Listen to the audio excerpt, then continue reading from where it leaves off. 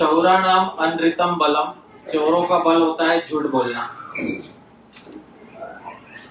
बलम शस्त्रम च राज्ञानाम, और राजाओं का बल होता है शस्त्र। विप्राणाम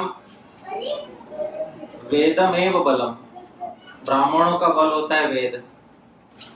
और बालानाम रोदनम बलम, बच्चों का बल होता है चिल्लाना, है कि नहीं? तो आज मुझे अधिक बल दिखाना है बोलने में, इसलिए क्योंकि आज बच्चों के स्वर के साथ हमारा युद्ध है। आज प्रयास करेंगे कि हम इस युद्ध को जीतें और साथ ही साथ हम कुछ कह भी सकें। तो आप सभी का स्वागत है आज की इस कथा में।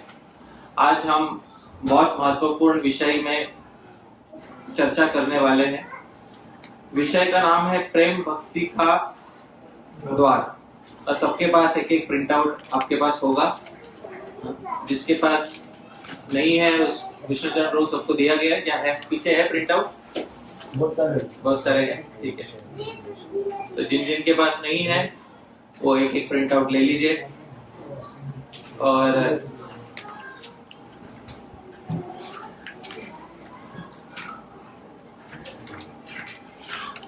श्रुति में, उपनिषद में एक बात कही गई है जो बहुत महत्वपूर्ण है।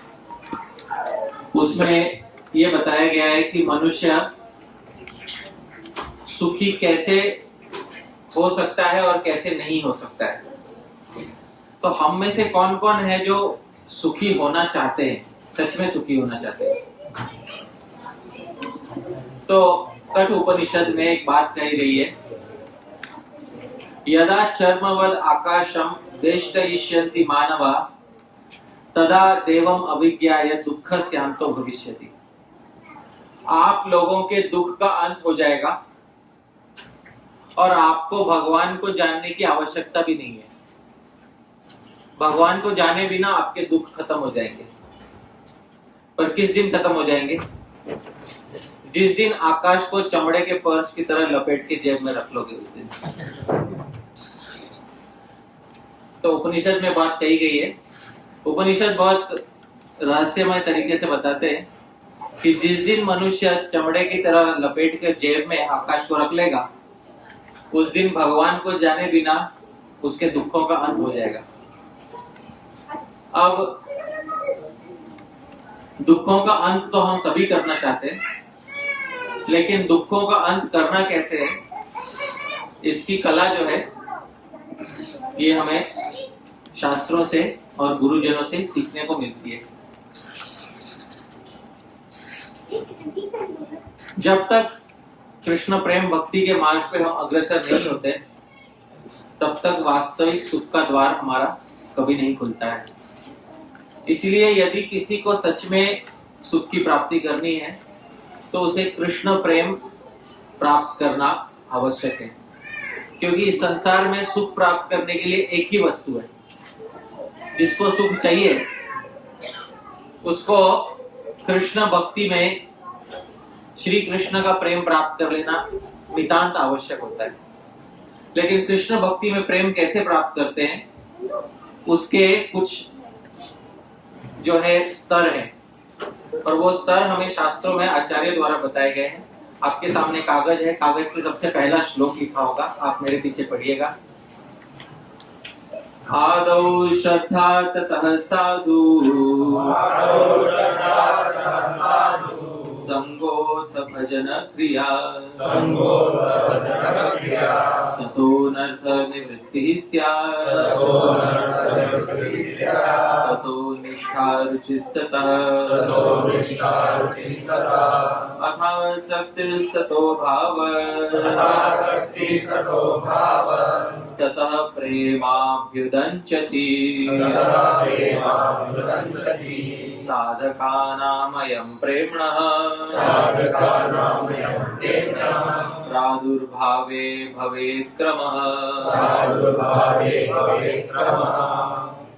तो ये जो श्लोक है ये आचार्य श्री रूप गोस्वामी जी के भक्ति रसामृत सिंधु इस ग्रंथ से लिया गया है। इस श्लोक में रूप गोस्वामी कुछ समझाने का प्रयास कर रहे हैं जो सभी लोग भक्ति के मार्ग पे अग्रसर हैं, उनके लिए एक बहुत महत्वपूर्ण बात बताई जा रही है। भक्ति आरंभ करना बहुत आसान है, किंतु भक्ति के उस पार पहुंचना ये अतिशय कठिन है। भारतवर्ष में आप देखोगे सबसे अधिक यदि किसी योग का लोग अनुसरण करते हैं तो कर्म योग है, ज्ञान योग है, अष्टांग योग है या भक्ति योग है? भक्ति योग। तो भक्ति योग का सबसे अधिक अनुसरण भारतवर्ष में किया जाता है। आप कोई भी आध्यात्मिक टीवी चैनल देख लीजिए, बिना भक्ति के वो चैनल भी नहीं चल सकता, ये बात है। तो भक्ति योग का सबसे अधिक अनुसरण, सबसे अधिक पालन भारतवर्ष के लोग करते हैं, किंतु भक्ति आरंभ करना बहुत सरल होता है। भक्ति के उस छोर तक पहुंचना वो अत्यधिक कठिन होता है, क्योंकि भक्ति के उस छोर पे होता है भगवान का प्रेम, और भगवान का प्रेम प्राप्त करना ये मनुष्यों के लिए कोई सरल विषय नहीं है। जिसको प्रेम प्राप्त करना है उसको बहुत सारी वस्तुओं का ध्यान रखना पड़ता है। अधिकांश लोग भगवान के प्रेम को प्राप्त करने की इच्छा भी नहीं रखते हैं। भक्ति में आ तो जाते हैं, लेकिन भगवत प्रेम प्राप्त करने की उनकी इच्छा बीच में कहीं मर जाती है। उसका कारण क्या है? अनेक लोग संतुष्ट हो जाते हैं, बड़े समाज में हम जुड़ गए, अब हमारी नैया पार लग गई। आप समझ रहे? तो इस धोखे में रहकर व्यक्ति पूरा जीवन बता देता है और आगे कोई प्रगति नहीं करता। तो इस धोखे से यदि निकलना है हमें, क्योंकि बस हम किसी समाज के सदस्य बन के रह गए इसलिए भगवान हमें देख लेंगे, इस गारंटी पे जो रहता है उस व्यक्ति की नाव पार नहीं लग सकती। जिस व्यक्ति को सच में भक्ति के उस छोर तक पहुंचना है और जिस व्यक्ति को जन्म मृत्यु का चक्कर बंद करना है, उस सीरियस भक्त को ये चाहिए कि भगवान का प्रेम प्राप्त करे। क्योंकि कहते तो हैं कि भगवान के धाम जाना चाहिए, और किस किस को जाना है भगवान के धाम में जीवन के अंत में? देखिए कुछ लोग हाथ उठाने में भी झिझकेंगे, हाँ, क्योंकि उन्हें कॉन्फिडेंस ही नहीं है कि इस जीवन में होने वाला है। आप समझ रहे? क्यों? क्योंकि बहुत कठिन लगता है, उन्हें पता है पथ बहुत कठिन है। तो जिसको भगवान के धाम में जाना है, भगवान के धाम में जाकर हम करेंगे क्या, ये प्रश्न बहुत मूलभूत है। मैं आपसे पूछता हूँ प्रभु जी, भगवान के धाम जाकर क्या करेंगे? भजन करेंगे। तो यही कर रहे हैं ना, वहाँ भी करेंगे। तो यही कर लो। वहाँ करेंगे तो यही कर लो। यहाँ पे नहीं हो रहा ना, तो यहाँ पे नहीं हो रहा है, इसलिए भगवान ने हमारी सेवा करनी चाहिए और भगवान हमें वहां ले जाए ताकि वहां हम भजन करेंगे। आप सुन रहे हैं? अच्छा, और कोई तर्क? सेवा वो तो वो बोला ना, यहाँ पे भी कर सकते हैं, यहाँ कोई सेवा की कमी तो नहीं है। आप मंदिर चले जाओ, बहुत मंदिर, राधा गोपीनाथ मंदिर, राधा रासबिहारी मंदिर है, राधा गिरधारी मंदिर है, सबसे नया अभी राधा गिरधारी मंदिर बना है। आप जाके पूछे मुझे सेवा चाहिए है कि नहीं? परम गति प्रभु जानते कितनी सेवा है? बहुत सेवा है। बहुत सेवा है। तो सेवा तो यहाँ पे भी कर सकते हैं। भगवत धाम जाने की आवश्यकता क्या है?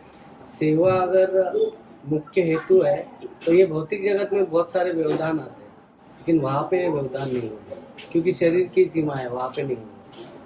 तो सेवा है, पर यहाँ पे बहुत सारे व्यवधान, यानी यहाँ बहुत सारे कठिनाई है सेवा करने में, वहाँ पे कठिनाई नहीं है, इसलिए वहां पे जाकर सेवा करना अच्छा है। ये तर्क आपको ठीक लगा? यहाँ हमारे शरीर को कष्ट है, तो जहाँ कष्ट कम होगा वहां सेवा करेंगे हम लोग।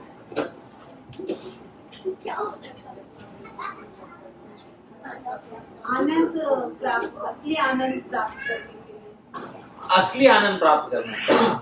तो अब यहाँ पे कुछ बात थोड़ी सही हो रही है कि भाई वास्तव में स्वार्थ हमारा है। स्वार्थ किसका है? हमारा है, क्योंकि आनंद हमें प्राप्त करना है, और जब तक हमारा आनंद नहीं होगा हम कहीं पे भी नहीं जाएंगे। हम अपने घर के बाहर नहीं जाएंगे, भगवत धाम क्यों जाएंगे, है ना? जब तक हमारा आनंद नहीं होगा, जब तक हमारा आनंद नहीं है व्यक्ति चार दीवारी के बाहर नहीं निकलता। भगवत धाम तो बहुत दूर की बात है ना?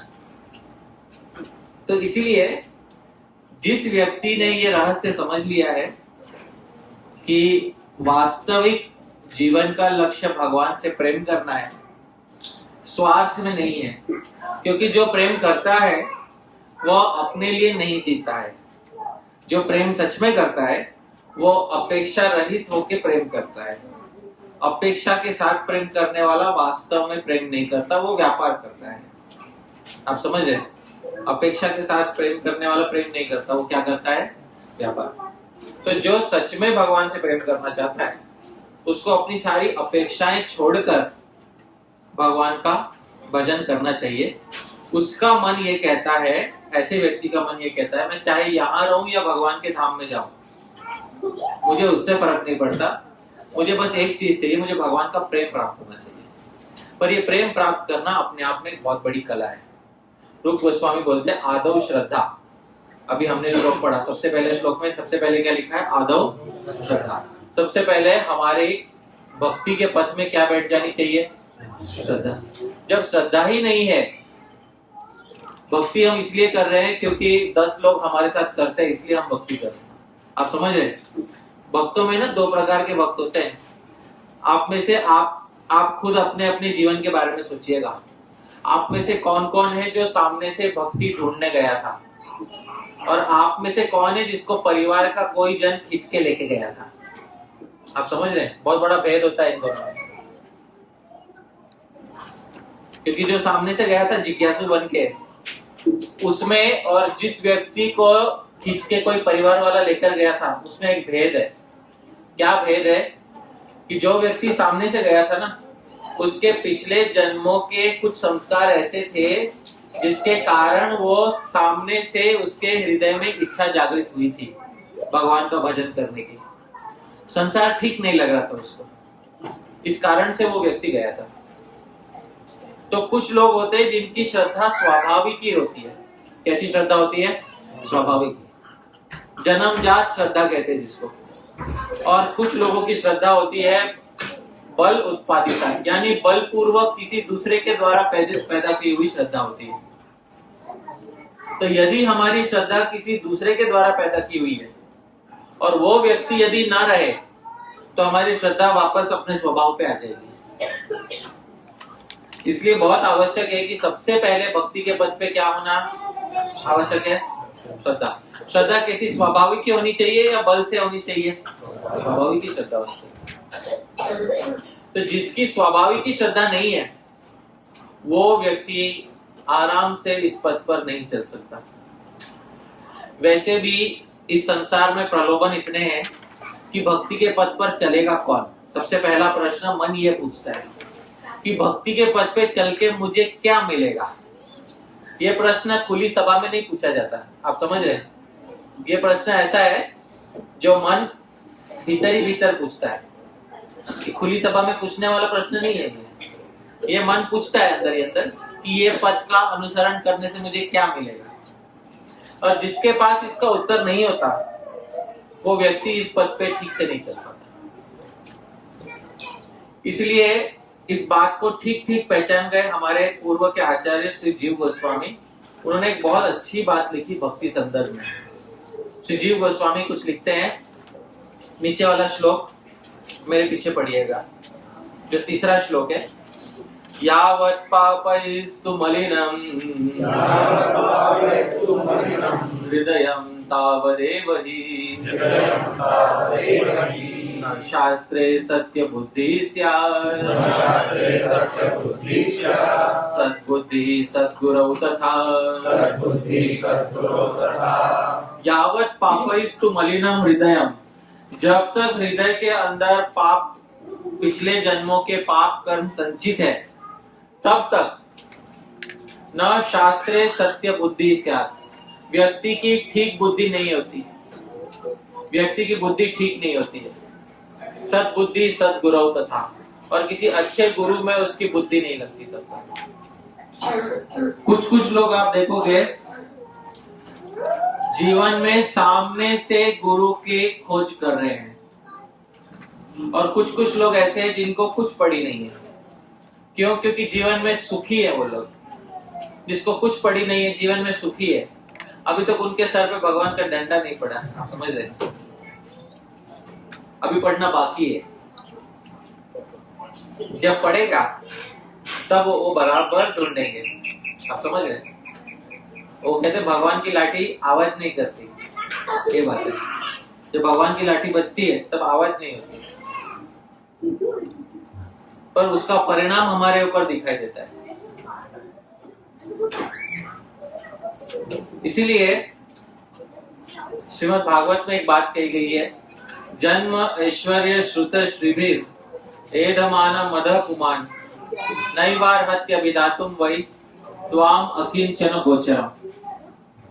जो व्यक्ति अपने जन्म को लेके गर्व कर बैठा है, जो व्यक्ति अपने धन को लेके गर्व कर बैठा है, जो व्यक्ति अपने रूप को लेके गर्व कर बैठा है, जो व्यक्ति अपने ज्ञान विद्या इत्यादि को लेके गर्व कर बैठा है, ऐसे व्यक्ति भगवान के पास आराम से नहीं जा सकते, बिल्कुल नहीं जाएंगे।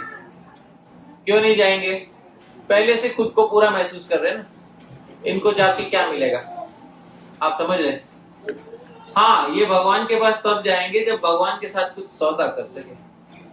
सौदा करने में नंबर 1 है ये, कि भगवान मुझे कुछ दो, तब जाके हाँ मैं आपके पास आऊंगा या आऊंगी। तो इसके लिए बहुत सारे लोग जाते हैं, बहुत सारे जन्म इस तरह के सौदे करने के बाद भगवान के साथ जब व्यक्ति का मन भर जाता है, उसके बाद पूर्व के संस्कार वश फिर उसको ऐसा लगता है कि मुझे पुनः पुनः ये काम नहीं करना। और जब उसको ये लगता है कि मुझे पुनः पुनः हर जन्म में ये काम नहीं करना, तब जाके बुद्धि खुलती है, तब जाके उसकी शास्त्रों में और किसी अच्छे गुरु में उसकी बुद्धि बैठती है, अन्यथा उसकी बुद्धि बैठना बहुत कठिन है। प्रसाद लेने से पहले श्लोक बोलते हैं, किसको पता है क्या श्लोक बोलते हैं? महाप्रसादे गोविंदे नाम ब्रह्मणि वैष्णवे स्वल्प पुण्यवताम राजन विश्वासो नहीं बजाते। जो अंतिम पंक्ति है, स्वल्प पुण्यवताम राजन विश्वासो नहीं बजाते, इसका अर्थ कोई बता सकता है मुझे? विश्वास नहीं है।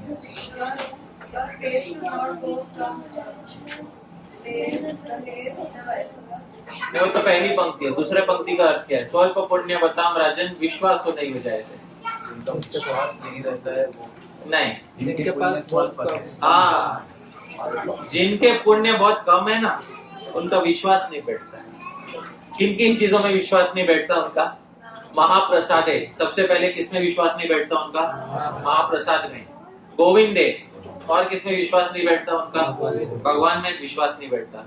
नाम ब्रह्मणि, नाम ब्रह्म में, कुछ लोग नामो ब्रह्मणि इस तरह गलत उच्चारण करते हैं, सही उच्चारण है नाम ब्रह्मणि। नाम ब्रह्म में, भगवान के नाम में, क्योंकि भगवान का नाम भी ब्रह्म है, शाश्वत सत्य है। नाम ब्रह्मणि, भगवान के नाम ब्रह्म में उनका विश्वास नहीं बैठता। और वैष्णवे, और किसमें विश्वास नहीं बैठता उनका? वैष्णव में। जिनका विश्वास नहीं बैठता, जिनका पुण्य क्या होता है? बहुत छोटा होता है। जिनका पुण्य बहुत छोटा होता है, उनका विश्वास नहीं बैठता। तो फिर कब विश्वास बैठेगा? भगवान के भजन में, भगवान की भक्ति में कब विश्वास बैठेगा? इसका उत्तर भी जीव गोस्वामी देते हैं अगले श्लोक में, मेरे पीछे गाइएगा। अनेक जन्म जनिता पुण्य राशि फलम सत्संग शास्त्र श्रवणा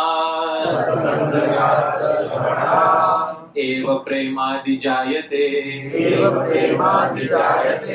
अनेक जन्म जनिता, पहले दो शब्दों से आपको समझ में आ जाएगा क्या अर्थ है पहले दो शब्दों का। बहुत जन्मों के बाद व्यक्ति की बुद्धि खुलती है, अनेकों की बुद्धि इस जन्म में खुलने वाली नहीं है। आप में से अनेकों ने अजामिल का प्रसंग सुना होगा। अजामिल का मोक्ष कौन से क्षण पे हुआ था? उसके जीते जी हुआ था या मरते समय हुआ था उसका? क्यों? मरने से पहले बुद्धि नहीं खुली थी उसकी। खुल के बाद तो गई थी। खुली या खुल के बंद हो गई थी? इसमें संशय है कि उसकी बुद्धि कभी सच में खुली थी या नहीं, क्योंकि अच्छा विद्यार्थी तो था वो, लेकिन उसकी श्रद्धा नहीं बैठी। अच्छा, बुद्धि कब खुली उसकी? यमदूतों को देख मरने के बाद? विष्णु दूतों को देख के नहीं खुले, यमदूत को देख के बुद्धि खुली इसकी। आप समझ रहे? तब तक उसने भगवान का नाम नहीं लिया। एक सूरदास जी की कविता है, बहुत अच्छी कविता है। कविता का शीर्षक है, कुछ लोगों ने सुना होगा, हारे को हरिनाम। सुना है कभी नाम? नहीं। हारे को हरिनाम एक नॉवेल लिखा गया था, हारे को हरिनाम, हरिवंश राय बच्चन या किसी ने तो लिखा था हिंदी के, पर एक मूल सूरदास जी की कविता है, हारे को हरिनाम।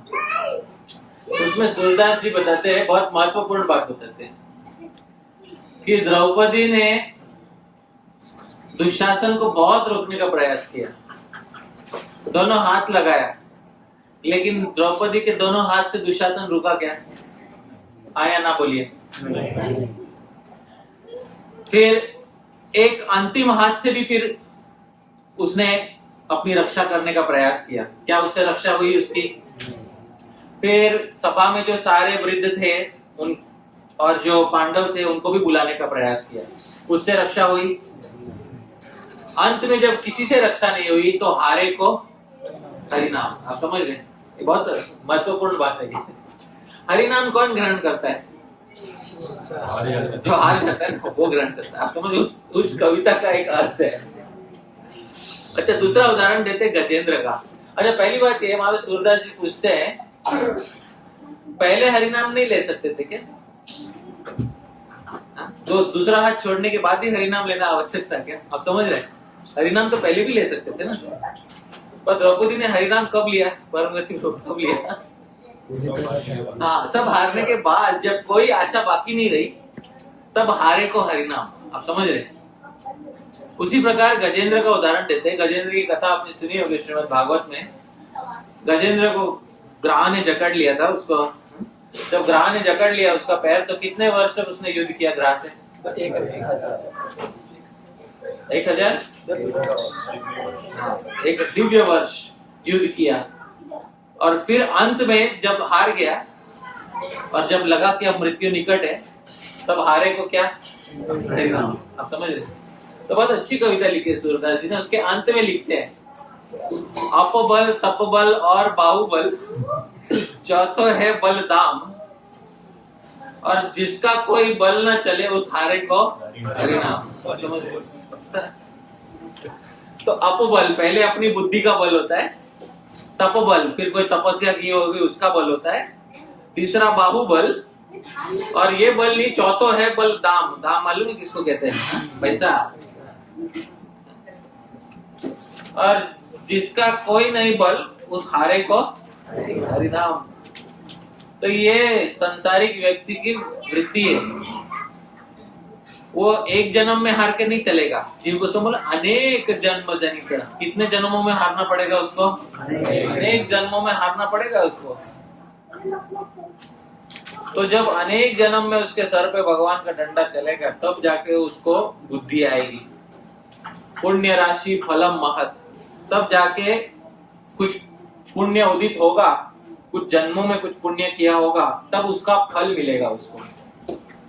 क्या फल मिलेगा?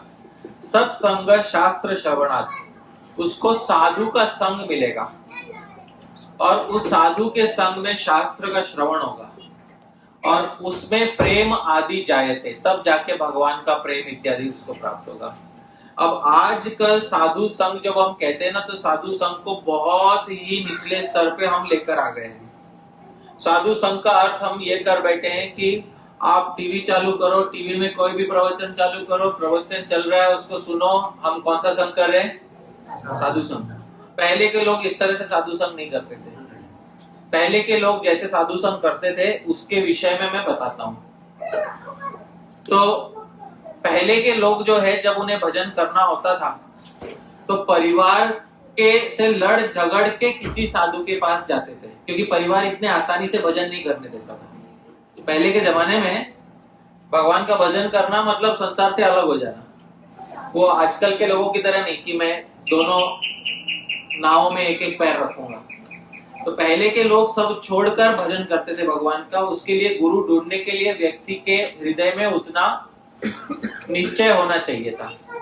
आज के लोगों के हृदय में उतना निश्चय नहीं है। आज के लोग जो है वो गुरु भी कैसे स्वीकार करते हैं मैं बताता हूँ।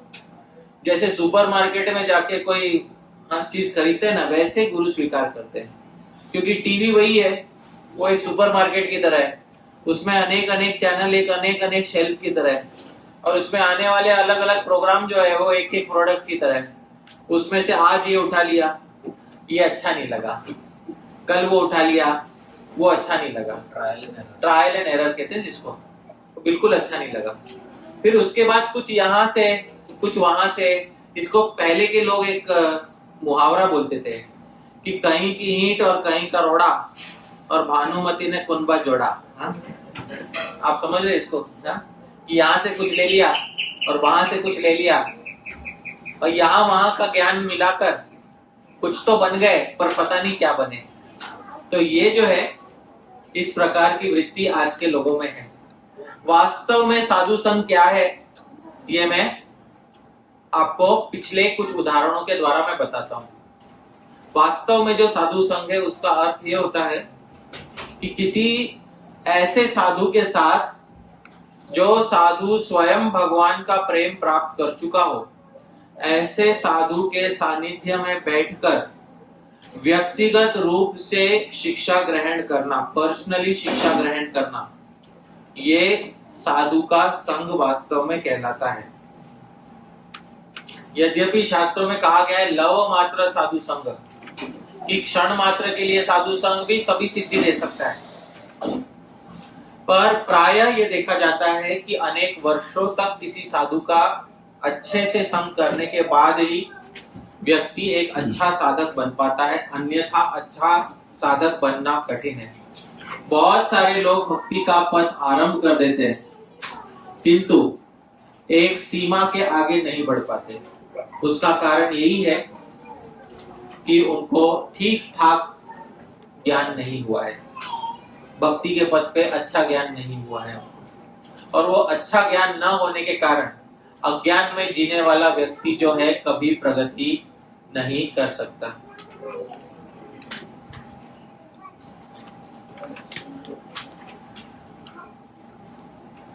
एक बात बहुत महत्वपूर्ण है,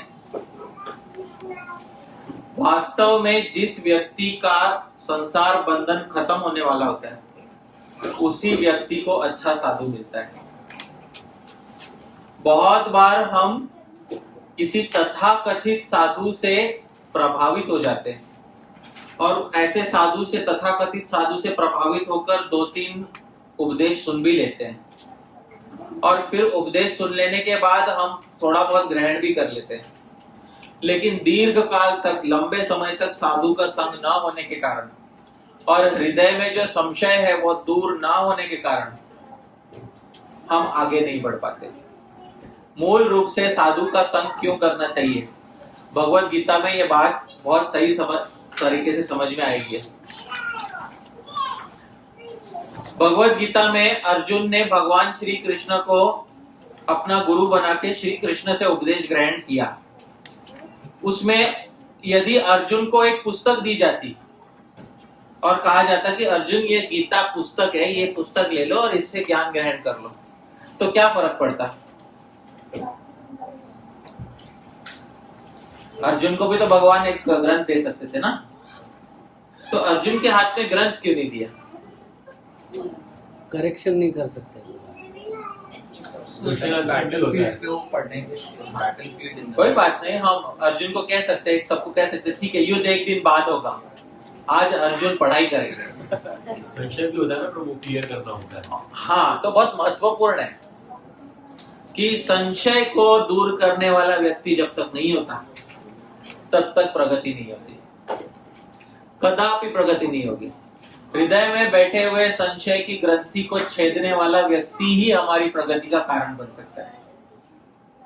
जब तक हृदय में ग्रंथि भेदी नहीं जाएगी तब तक आगे नहीं बढ़ेंगे। अब एक बहुत सरल प्रश्न मैं पूछता हूं, और ये प्रश्न जो है ये अनेक लोगों के हृदय में ये संशय बन के रहता है, किंतु इस संशय का उत्तर जो है लोगों के पास नहीं होता है। ये प्रश्न मैं पूछता हूं, इसका उत्तर मुझे देने का प्रयास कीजिएगा। सबसे पहले हमने जो श्लोक पढ़ा था, आदौ श्रद्धा, सबसे पहले क्या है? श्रद्धा। सबसे पहले श्रद्धा होनी चाहिए। तो लेकिन श्रद्धा अपने आप होगी या श्रद्धा उत्पन्न करने के लिए कोई व्यक्ति चाहिए? इस प्रश्न का उत्तर दीजिए। व्यक्ति चाहिए। श्रद्धा उत्पन्न करने के लिए। कपिल रूप गोस्वामी ने सबसे पहले श्रद्धा क्यों लिखा?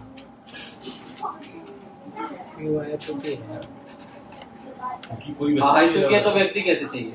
कोई व्यक्ति रहेगा, कोई मतलब एलिजिबल पर्सन, वो हमको जब भगवान के बारे में बताएगा तभी तो श्रद्धा आएगी। हाँ, तो बहुत महत्वपूर्ण बात है। आदौ श्रद्धा का मतलब है किसी व्यक्ति के, किसी साधु के संग में प्राप्त की हुई श्रद्धा सबसे पहले होनी चाहिए। और बहुत सारे संशय हैं जो उस साधु के संगति में ही दूर होते हैं, अन्य ग्रंथ पढ़ने से संशय दूर नहीं होते। मुझे एक बात बताइए, हरे कृष्ण महामंत्र जो है ये नाम है या मंत्र है? नाम नाम हरे कृष्ण महामंत्र नाम है या मंत्र है? भगवान का नाम है। फिर इसको महामंत्र क्यों कहते हैं? कलेक्शन कलेक्शन ऑफ हरि नाम। कलेक्शन ऑफ नाम है तो नाम कहना चाहिए ना उसको। जैसे कलेक्शन ऑफ नाम नहीं चैतन्य महाप्रभु नहीं गाते थे, हरि हराय नमः कृष्ण हरि हराय नमः, ये क्या नाम है कि मंत्र है? ये हरे कृष्ण क्या है? मंत्र है, मंत्र। उपनिषद।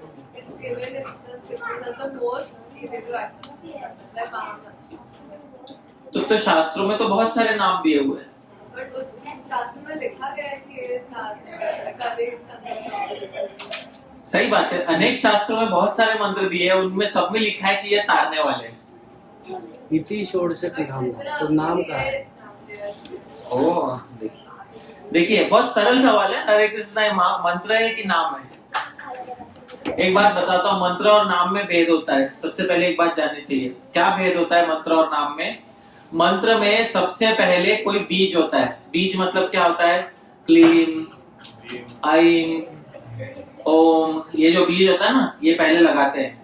और अंत में नमः होता है। आप समझ रहे हैं? या तो चतुर्थी विभक्ति का शब्द होता है, गणेशाय, शिवाय, वासुदेवाय, ये जो आय में अंत होते हैं ना, ऐसे को मंत्र कहते हैं। क्या कहते हैं इसको? मंत्र। और जिसमें ये बीज नहीं होता शुरुआत में, और जिसमें चतुर्थी विभक्ति नमः नहीं लगता, उसको मंत्र नहीं कहते, उसको क्या कहते हैं? नाम। तो हरे कृष्ण ये नाम है या ये मंत्र है? ये नाम। फिर इसको महामंत्र क्यों कहते हैं? हाँ, तो नाम है ना, आप खुद ही तो कह रहे हैं। वो महामंत्र के नाम में सभी नामों की बात की गई है, एक नाम की बात नहीं की गई माता जी। आप अनुवाद पढ़िएगा, नेम्स लिखा है, नेम नहीं लिखा।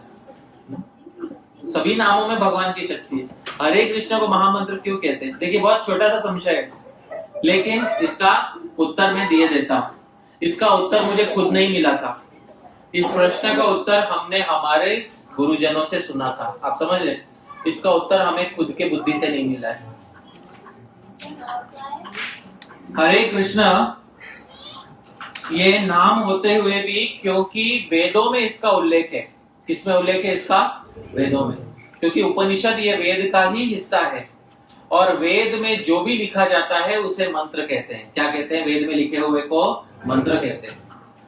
क्योंकि इस मंत्र का, इस नाम का उल्लेख वेदों में है, इसीलिए इसको क्या कहते हैं? मंत्र कहते हैं। पर मैंने केवल मंत्र नहीं बोला, क्या बोला इसको? महामंत्र। वेदों को उच्चारण करने के लिए पहले ब्राह्मण या द्विज होना चाहिए, उसका दूसरा दीक्षा होना चाहिए। बिना ब्राह्मण या द्विज की दीक्षा हुए कोई वेदों में अधिकार होता है क्या किसी का? नहीं होता। पर इस महामंत्र का हरे कृष्णा में बिना दीक्षा लिए या बिना ब्राह्मण हुए अधिकार होता है कि नहीं होता है? होता है। इसलिए मंत्रों में इसे क्या कहा जाता है? महामंत्र। क्योंकि वेदों का जिसको अधिकार नहीं है, जन्म से अधिकार नहीं है, उस व्यक्ति को भी वेदों के अंदर दिए हुए मंत्र को जपने का क्या मिल गया है? अधिकार मिल गया है। उसके कारण इसको क्या कहा जाता है? तो ये तो एक संशय हुआ। ऐसे अनेक संशय होते हैं जो किसी जानकार व्यक्ति के संगति में बैठकर ही सुलझाए जा सकते हैं, अन्यथा नहीं। और जब तक हृदय की ग्रंथि नहीं खुलेगी तब तक प्रगति का मार्ग आगे नहीं खुलेगा। इसीलिए साधु किस प्रकार से हमें चुनना चाहिए इसका वर्णन करते हुए श्री रूप गोस्वामी कहते हैं, नीचे जो है आपको श्लोक दिखेगा, श्रद्धावान जन है, मेरे पीछे पीछे गाइएगा। श्रद्धावान जन है, बोलिए। श्रद्धावान जन है, भक्ति अधिकारी, उत्तम मध्यम कनिष्ठ, श्रद्धा अनुसारी। श्रद्धावान, जिसकी थोड़ी भी श्रद्धा हो जाए वो भक्ति का अधिकारी हो जाता है। किसका अधिकारी हो जाता है? भक्ति का। पर उस भक्ति में भी सबका स्तर समान नहीं होता। कोई कोई उत्तम होता है, कोई कोई मध्यम होता है, और कोई कोई क्या होता है? कनिष्ठ होता है। श्रद्धा अनुसारी, अपनी अपनी श्रद्धा के अनुसार। किसी किसी की श्रद्धा तुरंत नहीं बैठती, संशयी वृत्ति रहती है। कौन सी वृत्ति रहती है? संशय की वृत्ति रहती है। सच में काम करता है क्या? मेरे साथ काम करेगा क्या? पहले वाले को साथ काम किया होगा, 2024 में काम करेगा क्या? आप समझ रहे हैं? ऐसी संशय वृत्ति वाले व्यक्ति को कनिष्ठ अधिकारी बोला गया। कौन सा अधिकारी बोला गया है? कनिष्ठ। उसके हृदय में बहुत संशय, थोड़ी श्रद्धा है पर बहुत संशय उसके हृदय में है। संशय दूर ही नहीं हुए हैं। अच्छा, संशय दूर कैसे होंगे? खुद के बल पे कैसे दूर होंगे? बहुत सरल उपाय है। जब हम किसी छोटे बच्चे को स्कूल में भेजते हैं, छोटे बच्चे को ज्ञान कैसे हो जाएगा? अपने आप हो जाएगा या किसी गुरु के पास जाना पड़ेगा उसको? सब बच्चों को भेजते हैं ना स्कूल में। क्यों भेजते? क्यों? उसको घर पे किताब नहीं दे सकते? घर पे किताब देने से क्या पढ़ेगा? नहीं बच्चा पढ़ तो लेगा, लेकिन एक उसमें दिक्कत हो जाएगी। क्या दिक्कत हो जाएगी? संशय क्लियर नहीं हो पाएगा, संशय उसके ठीक नहीं होगा। दूसरी बात, यदि कुछ गलती कर बैठे तो उसको ठीक करने वाला कौन होगा?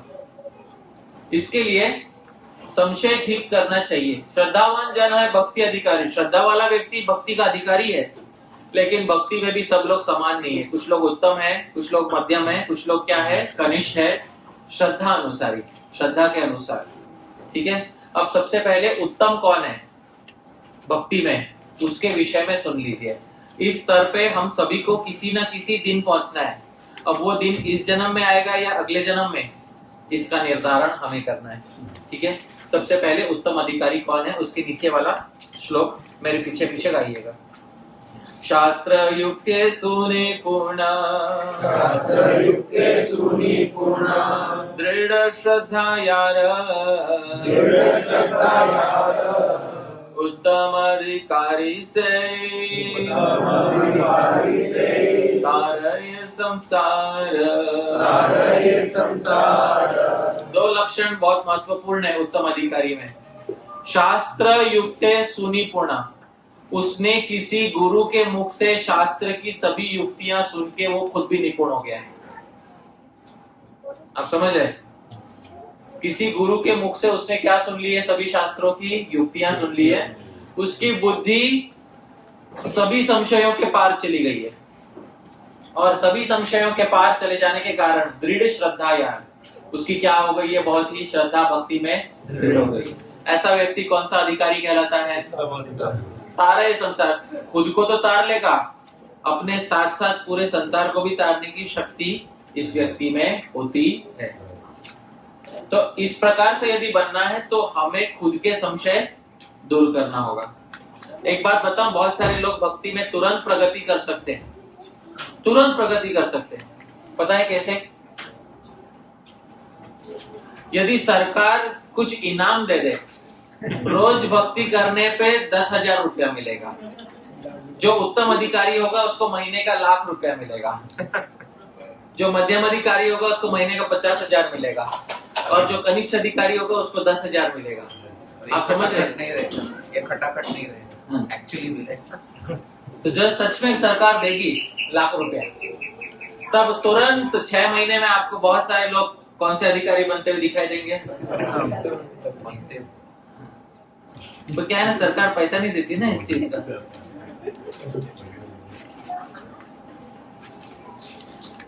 इसीलिए भक्ति ये वो पथ है जिसमें इस जन्म का लाभ जो है ना, वो व्यक्ति को थोड़ा त्यागना पड़ता है।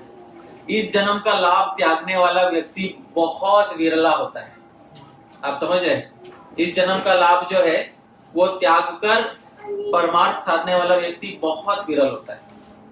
और वैसी श्रद्धा किसी की आराम से नहीं बैठती, क्योंकि सामने सामने जब अच्छा फल हो तो अगले जन्म के फल के लिए कौन प्रतीक्षा करेगा। आप समझ रहे? ये बात है। वो श्रद्धा बैठने में समय लगता है व्यक्ति को, और समय मतलब अनेक जन्म भी लग सकते हैं। इसके नीचे होता है मध्यम अधिकारी। उसके नीचे मध्यम अधिकारी की परिभाषा है, मेरे पीछे पीछे करिएगा। शास्त्र युक्ति नाही जाने, दृढ़ श्रद्धावान,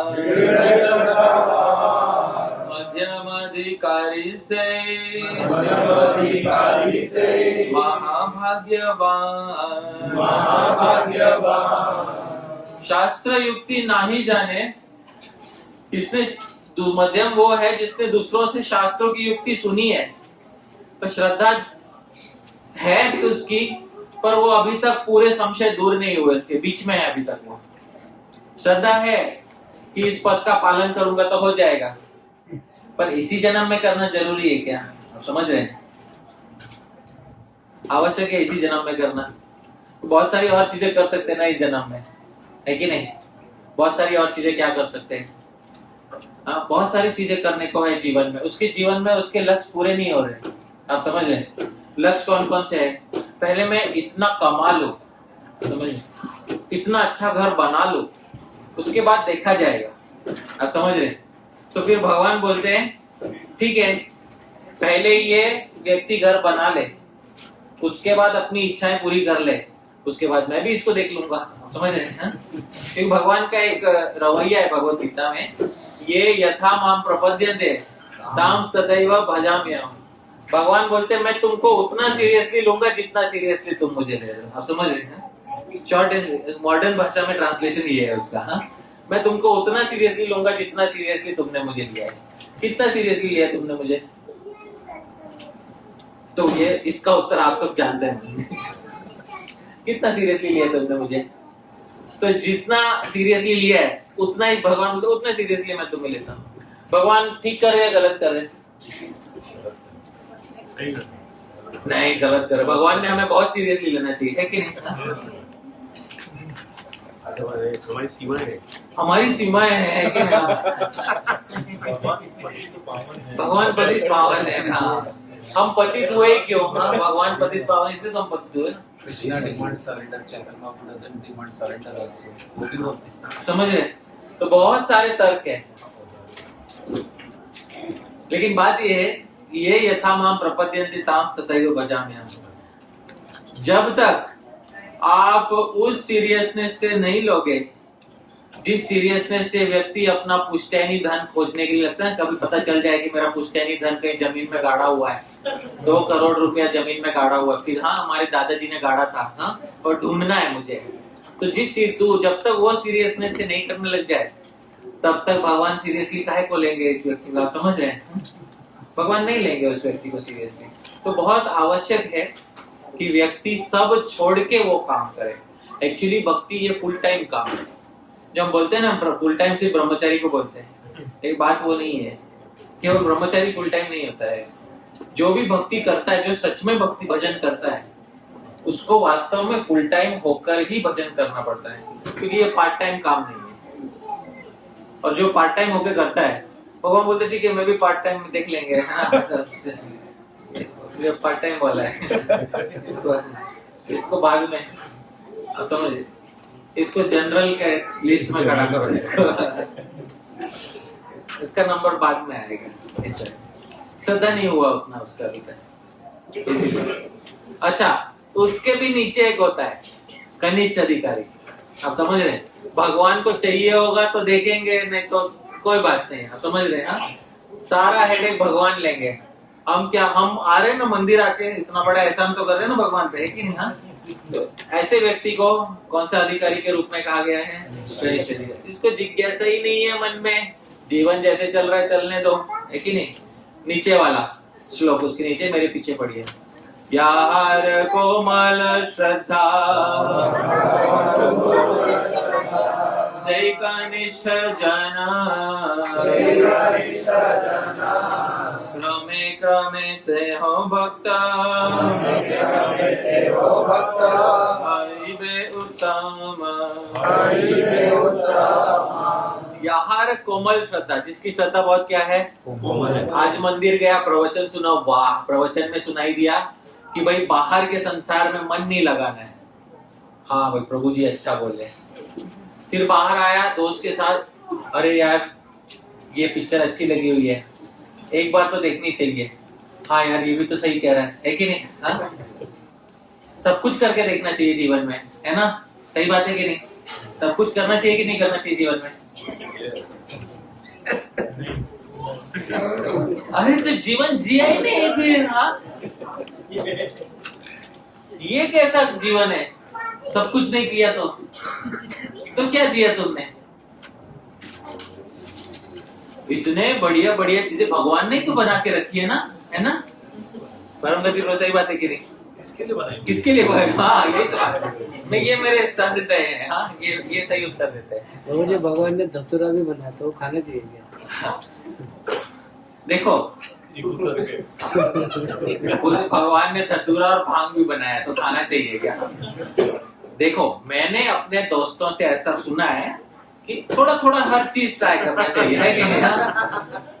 थोड़ा थोड़ा ट्राई करने में कुछ गलती नहीं है। सही बात है कि नहीं? परमगति प्रभु, समथिंग न्यू। हाँ, समथिंग न्यू, हाँ, वैरायटी होना चाहिए, है कि नहीं? तो इसीलिए श्रीला प्रभुपाद ही बोलते हैं वैरायटी इज द। हाँ, तो ऐसे तर्क देने वाले जो बुद्धि है जिसकी शास्त्रों में श्रद्धा ही नहीं बैठी, जिसको जीवन में पहले सब कुछ करके निकालना है और फिर हारे को हरिनाम वाला किस्सा करना है, जिसको दूसरा अजामिल बनना है, ऐसे व्यक्ति को कौन सा अधिकारी कहा गया है? कनिष्ठ अधिकारी कहा गया है।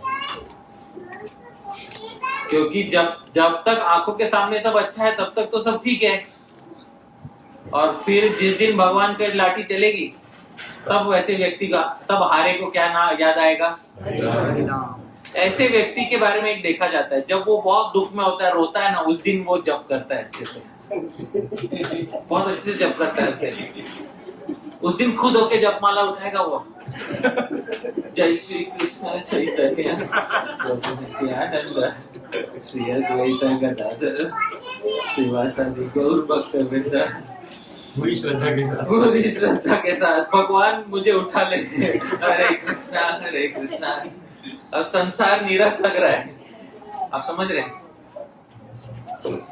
तो भगवान जानते हैं ऐसे लोगों से भक्ति कैसे कराना है। ऐसे लोग केवल दुख में या भय में भक्ति करते हैं। दो स्थिति में भक्ति करते हैं। कौन सी दो स्थिति है? दुख में या भय में।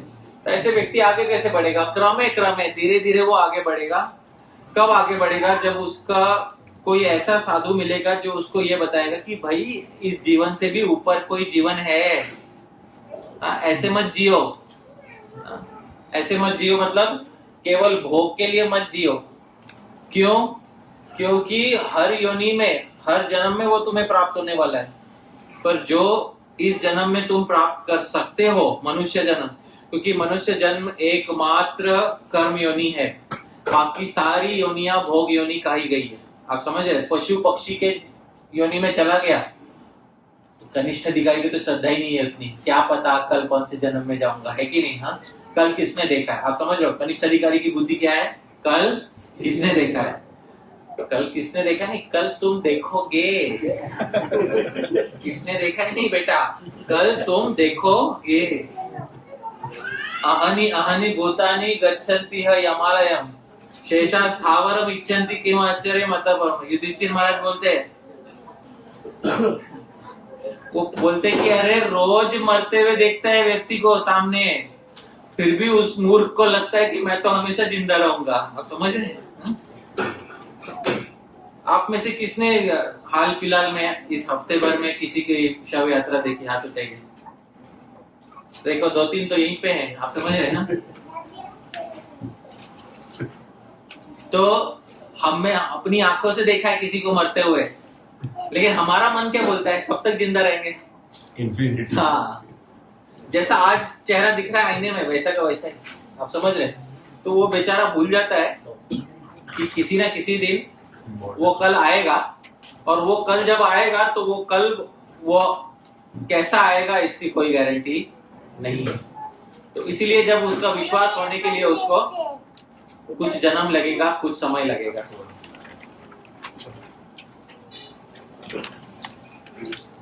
जिसको सीरियसली भजन करना है उसको 2 काम करने होंगे। सबसे पहले जो ये हल्की फुल्की भक्ति है ना, जो टीवी देख के करते हैं, वो बंद करके थोड़ा सीरियस होना पड़ेगा। आप समझ रहे हैं? हाँ?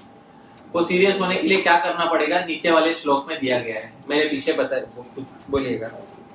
गुरुपादाश्रयस्तस्मात् कृष्ण दीक्षादि शिक्षणम् विश्रम्भेण गुरुः सेवा साधुवर्त्मानुवर्तनम्। ये 4 काम बहुत महत्वपूर्ण है, ध्यान से सुनिएगा। पता नहीं इस जीवन में कब वापस सुनने मिले, इसलिए आज सुन लीजिए ध्यान से। 4 काम करना है जिसको सीरियसली आगे बढ़ना है। सबसे पहले गुरु पादाश्रय। सबसे पहले किसी गुरु का क्या, गुरु के चरणों का क्या लेना होगा? आश्रय लेने का अर्थ क्या है ये बताते हैं। जो गुरु स्वयं श्री कृष्ण की भक्ति में पारंगत है, जो भक्ति के शास्त्रों को जानता है, जिसको श्री कृष्ण की भक्ति या प्रेम अच्छे से प्राप्त है, ऐसे गुरु के पास जाके व्यक्तिगत रूप से दीक्षा मांगनी होगी कि हमें आप इस पद पर अग्रसर कीजिए, अपना शिष्य बनाइए। क्या बनाइए? अपना शिष्य बनाइए। क्योंकि टीवी पर बैठ के हल्का फुल्का उपदेश लेने से कदापि सिद्धि प्राप्त नहीं होगी। एक दूसरा मार्ग होता है अष्टांग योग का। सुना होगा आपने अष्टांग योग? आजकल टीवी पे अष्टांग योग होता है कि नहीं होता है? टीवी पे योगासन करते हुए दिखते कि नहीं दिखते आप लोगों को? बहुत सारे लोग हैं जो टीवी पे योगासन सिखाते हैं, पर अष्टांग योग से क्या होता है?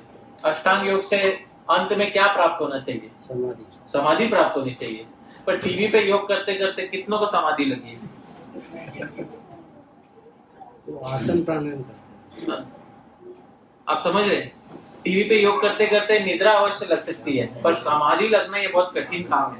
क्योंकि समाधि लगने के लिए किसी अच्छे गुरु के पास जाकर व्यक्तिगत रूप से सीखना होता है।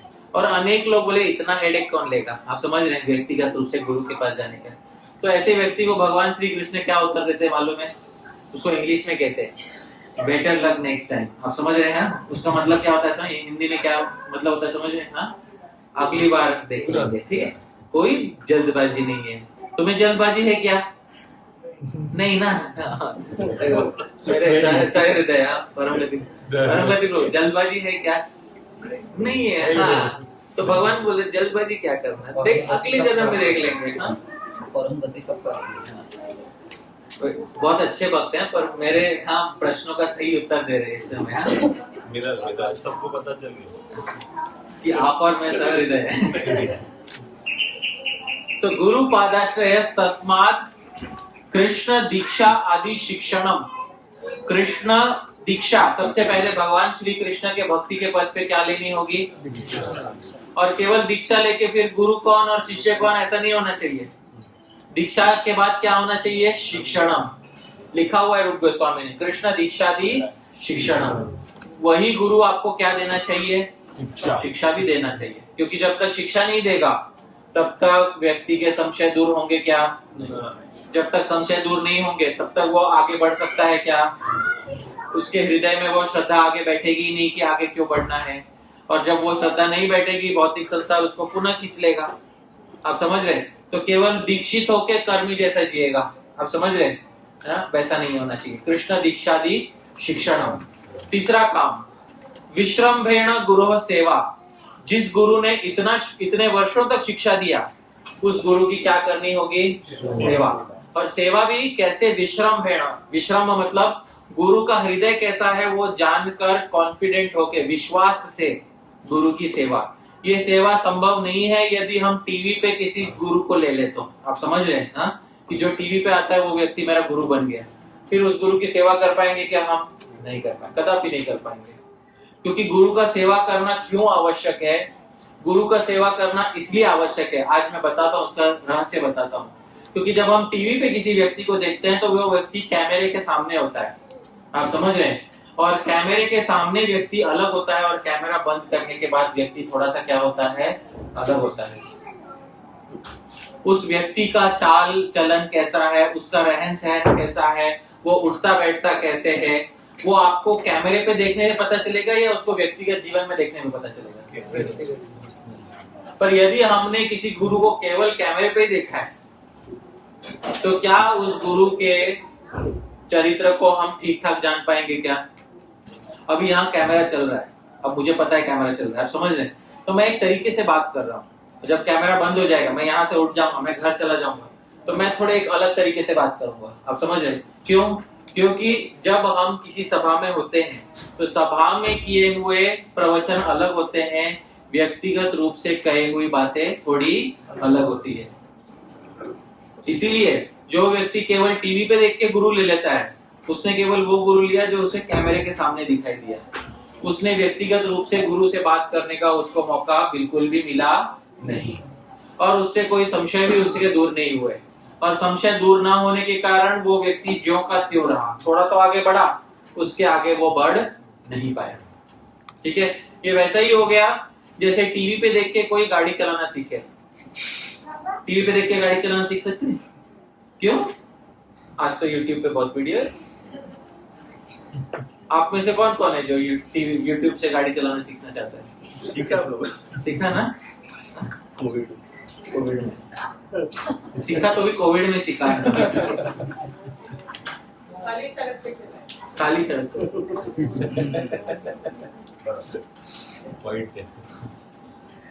तो एग्जाम पास हुए ना प्रभु जी? Private licence. तो जिसको सच में सीखना है उसको गाड़ी चलाना सीखना, वो टीवी पे देख के सीखना चाहिए या किसी व्यक्ति के पास जाके सीखना चाहिए? दूसरा उदाहरण देता हूँ, छोटा बच्चा है, उसको ABCD सिखाना है, उसको यूट्यूब पे से सिखाएंगे या किसी शिक्षक के पास भेजेंगे हम लोग? जब छोटे बच्चे को हम नया ज्ञान लेने के लिए शिक्षक के पास भेजते हैं, जब साधारण चीज सीखने के लिए, गाड़ी जैसी चीज सीखने के लिए हम किसी शिक्षक के पास जाते हैं, तब जब हमें आध्यात्मिक जीवन में भक्ति में आगे बढ़ना है तो हम टीवी पे क्यों निर्भर हो जाते हैं? शॉर्टकट। भक्ति को वही तो बना दिया हमने, है कि नहीं? विश्रम्भेण गुरु सेवा। तो अच्छे से विश्वास से गुरु की क्या करनी चाहिए हमें? सेवा। वो तब कर पाएंगे जब हम गुरु के साथ व्यक्तिगत रूप से मिल सकें। और चौथा काम, साधु वर्तमानुवर्तनम। पहले के साधु जिस तरह से जिन्होंने भक्ति के मार्ग पे प्रगति किया, पहले के साधुओं के बताए हुए मार्ग पे चलना बहुत आवश्यक है। अपना नया मार्ग नहीं बनाना चाहिए। इसमें श्री जीव गोस्वामी एक बहुत अच्छा न्याय बताते हैं। ये न्याय ध्यान से सुनिएगा। एक व्यक्ति था जो जंगल पार करके जाना चाहता था। एक अच्छा रास्ता बनाया था राजा ने, जंगल के पीछे से बहुत अच्छा रास्ता बनाया था, पर उसे एक दिक्कत है। उसमें दिक्कत क्या मालूम है? रास्ते के अंत में ना टोल टैक्स लगेगा। आप समझ रहे? और राजा ने इतना बड़ा हाईवे बनाया जंगल के बीच में, तो हाईवे के अंत में क्या लेगा? वो टोल टैक्स लेगा। अब इस व्यक्ति को जंगल पार करना था लेकिन टैक्स नहीं भरना है इसको। तो इसने क्या सोचा? मैं लंबे रास्ते से जाऊंगा।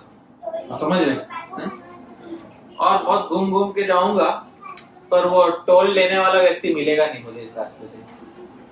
तो रात भर घूमता रहा जंगल में, रात भर घूमता रहा। सुबह कैसे तो जंगल से बाहर निकला तो अचानक से उसको रास्ते में वही इंस्पेक्टर मिल गया जो टोल कलेक्ट करता है।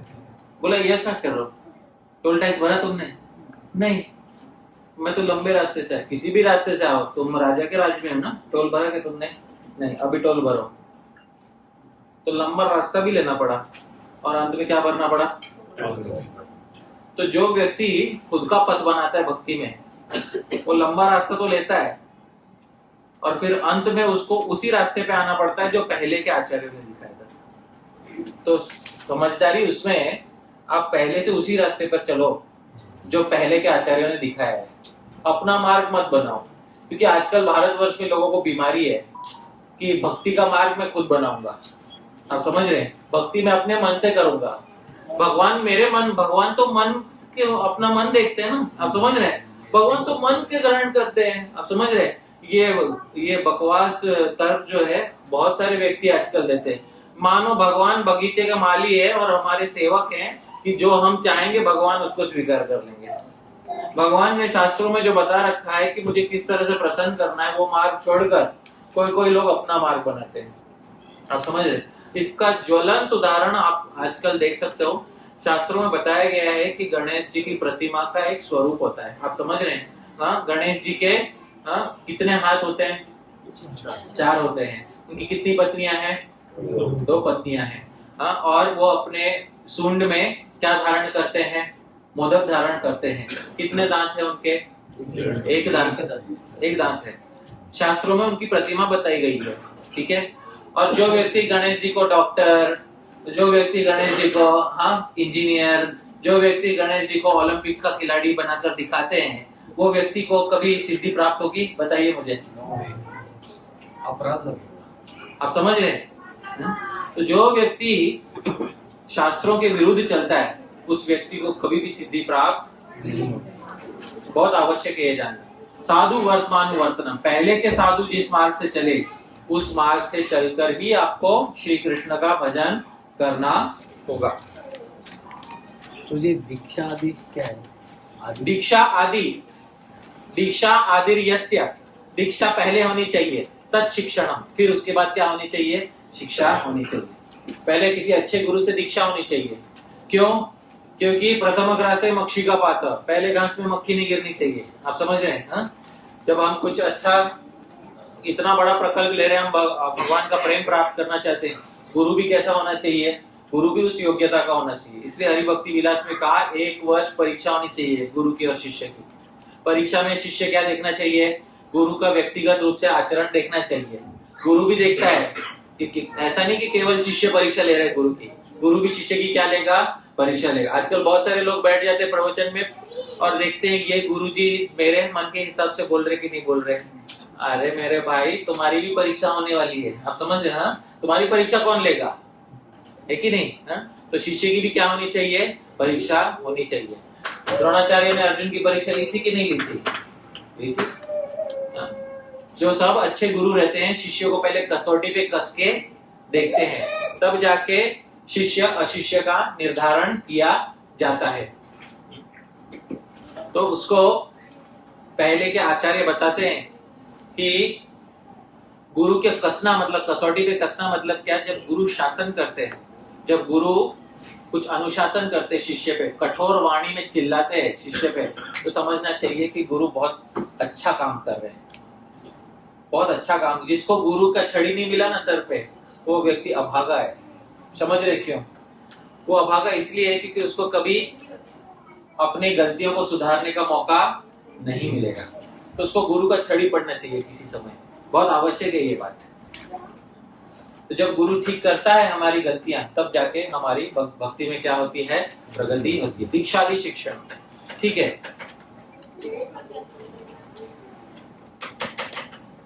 अंतिम एक श्लोक बताऊंगा, ध्यान से सुनिएगा। जो सेकेंड लास्ट श्लोक है वो मेरे पीछे पीछे बोलिएगा। श्रुति स्मृति पुराणादि पंचरात्र विधिं विना एकांतिकी हरे भक्ते उत्पातायैव कल्पते। एक बात हमेशा ध्यान रखिएगा, श्रुति स्मृति जो शास्त्र है हमारे, पुराण आदि जो सारे शास्त्र बताए, उनकी विधि के बिना, शास्त्रों में बताई हुई विधि के बिना जो भी हम भक्ति कर रहे हैं, रूप गोस्वामी बोलते हैं एकांत की, वो कितनी भी अच्छी दिखाई दे, कितनी भी एकांत दिखाई दे, मतलब कितनी 1 पॉइंटेड दिखाई दे, इतने अच्छी भक्ति कर रहा है, पर यदि वो शास्त्रों के अनुसार नहीं कर रहा है, उत्पातायैव कल्पते, अभी नहीं तो कभी उत्पात मचेगा उससे। क्या मचेगा उससे? उत्पात मचेगा। उत्पात मतलब कुछ डिस्टर्बेंस होगा, या तो उसके जीवन में होगा या तो समाज में उत्पात करेगा, कुछ ना कुछ उत्पात अवश्य करेगा, क्योंकि उसने किसका पालन नहीं किया? शास्त्र का पालन। क्यों शास्त्र का पालन नहीं? क्योंकि कोई उसको बताने वाला नहीं था।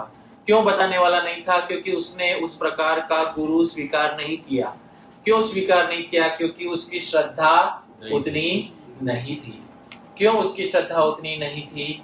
क्योंकि पिछले जन्मों से सुकृति उसकी नहीं। इस कारण से बहुत आवश्यक है कि जितना जल्द से जल्द हो सके किसी उत्तम अधिकारी वैष्णव के संपर्क में आकर अपने भजन का आरंभ करना चाहिए, जिससे हमारे भी संशय छेद हो और हम भी आगे बढ़कर स्वयं उत्तम अधिकारी होकर दूसरों को भी भजन के मार्ग पे अग्रसर कर सके। तो बहुत बहुत धन्यवाद आप सभी का, आज आप सब यहाँ पर उपस्थित हुए। यदत्र स्खलितं किंचित् विद्वांसः पूरयन्तु तत्, यदत्र सौष्ठवं किंचित् तत् गुरोरेव मेने। यदत्र स्खलितं किंचित् कहते समय यदि कुछ गलत हो गया हो, विद्वांसः आप विद्वान हैं सभी, पूरयन्तु तत् उसको ठीक कर दीजिएगा।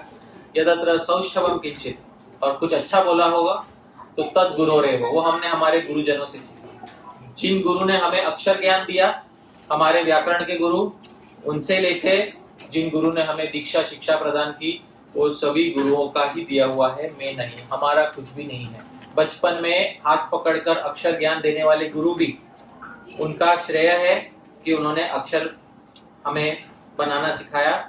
और जिन गुरु ने भक्ति के पथ पे हमें ज्ञान दिया, हमारे दीक्षा गुरु, हमारे शिक्षा गुरु, जिन्होंने हमें ज्ञान दिया, उन सबका इसमें श्रेय है, मैं नहीं, उसमें हमारा श्रेय बिल्कुल भी नहीं है। बहुत बहुत धन्यवाद आप सभी का। श्रील प्रभुपाद की जय। प्रश्नोत्तर के लिए समय है, यदि किसी को प्रश्न पूछना है तो जी। प्रभु जी डिटेल्स विश्रम्भेण गुरु सेवा, गिव सम एग्जांपल्स। प्रभु जी का प्रश्न है, विश्रम्भेण गुरु सेवा, विश्वास से गुरु की सेवा। विश्रम्भ का अर्थ होता है विश्वास, विश्रम का अर्थ क्या होता है? विश्वास। विश्रम्भेण का अर्थ है विश्वास है ना, विश्वास सहित गुरु की सेवा करना। इसका कुछ उदाहरण दीजिए। इसका उदाहरण बहुत सरल है। जैसे 6 गोस्वामियों ने, हमारे आचार्य चैतन्य महाप्रभु का सेवा कैसे किया था, तो विश्रम्भेण विश्वास के साथ सेवा किया था। विश्वास मतलब क्या?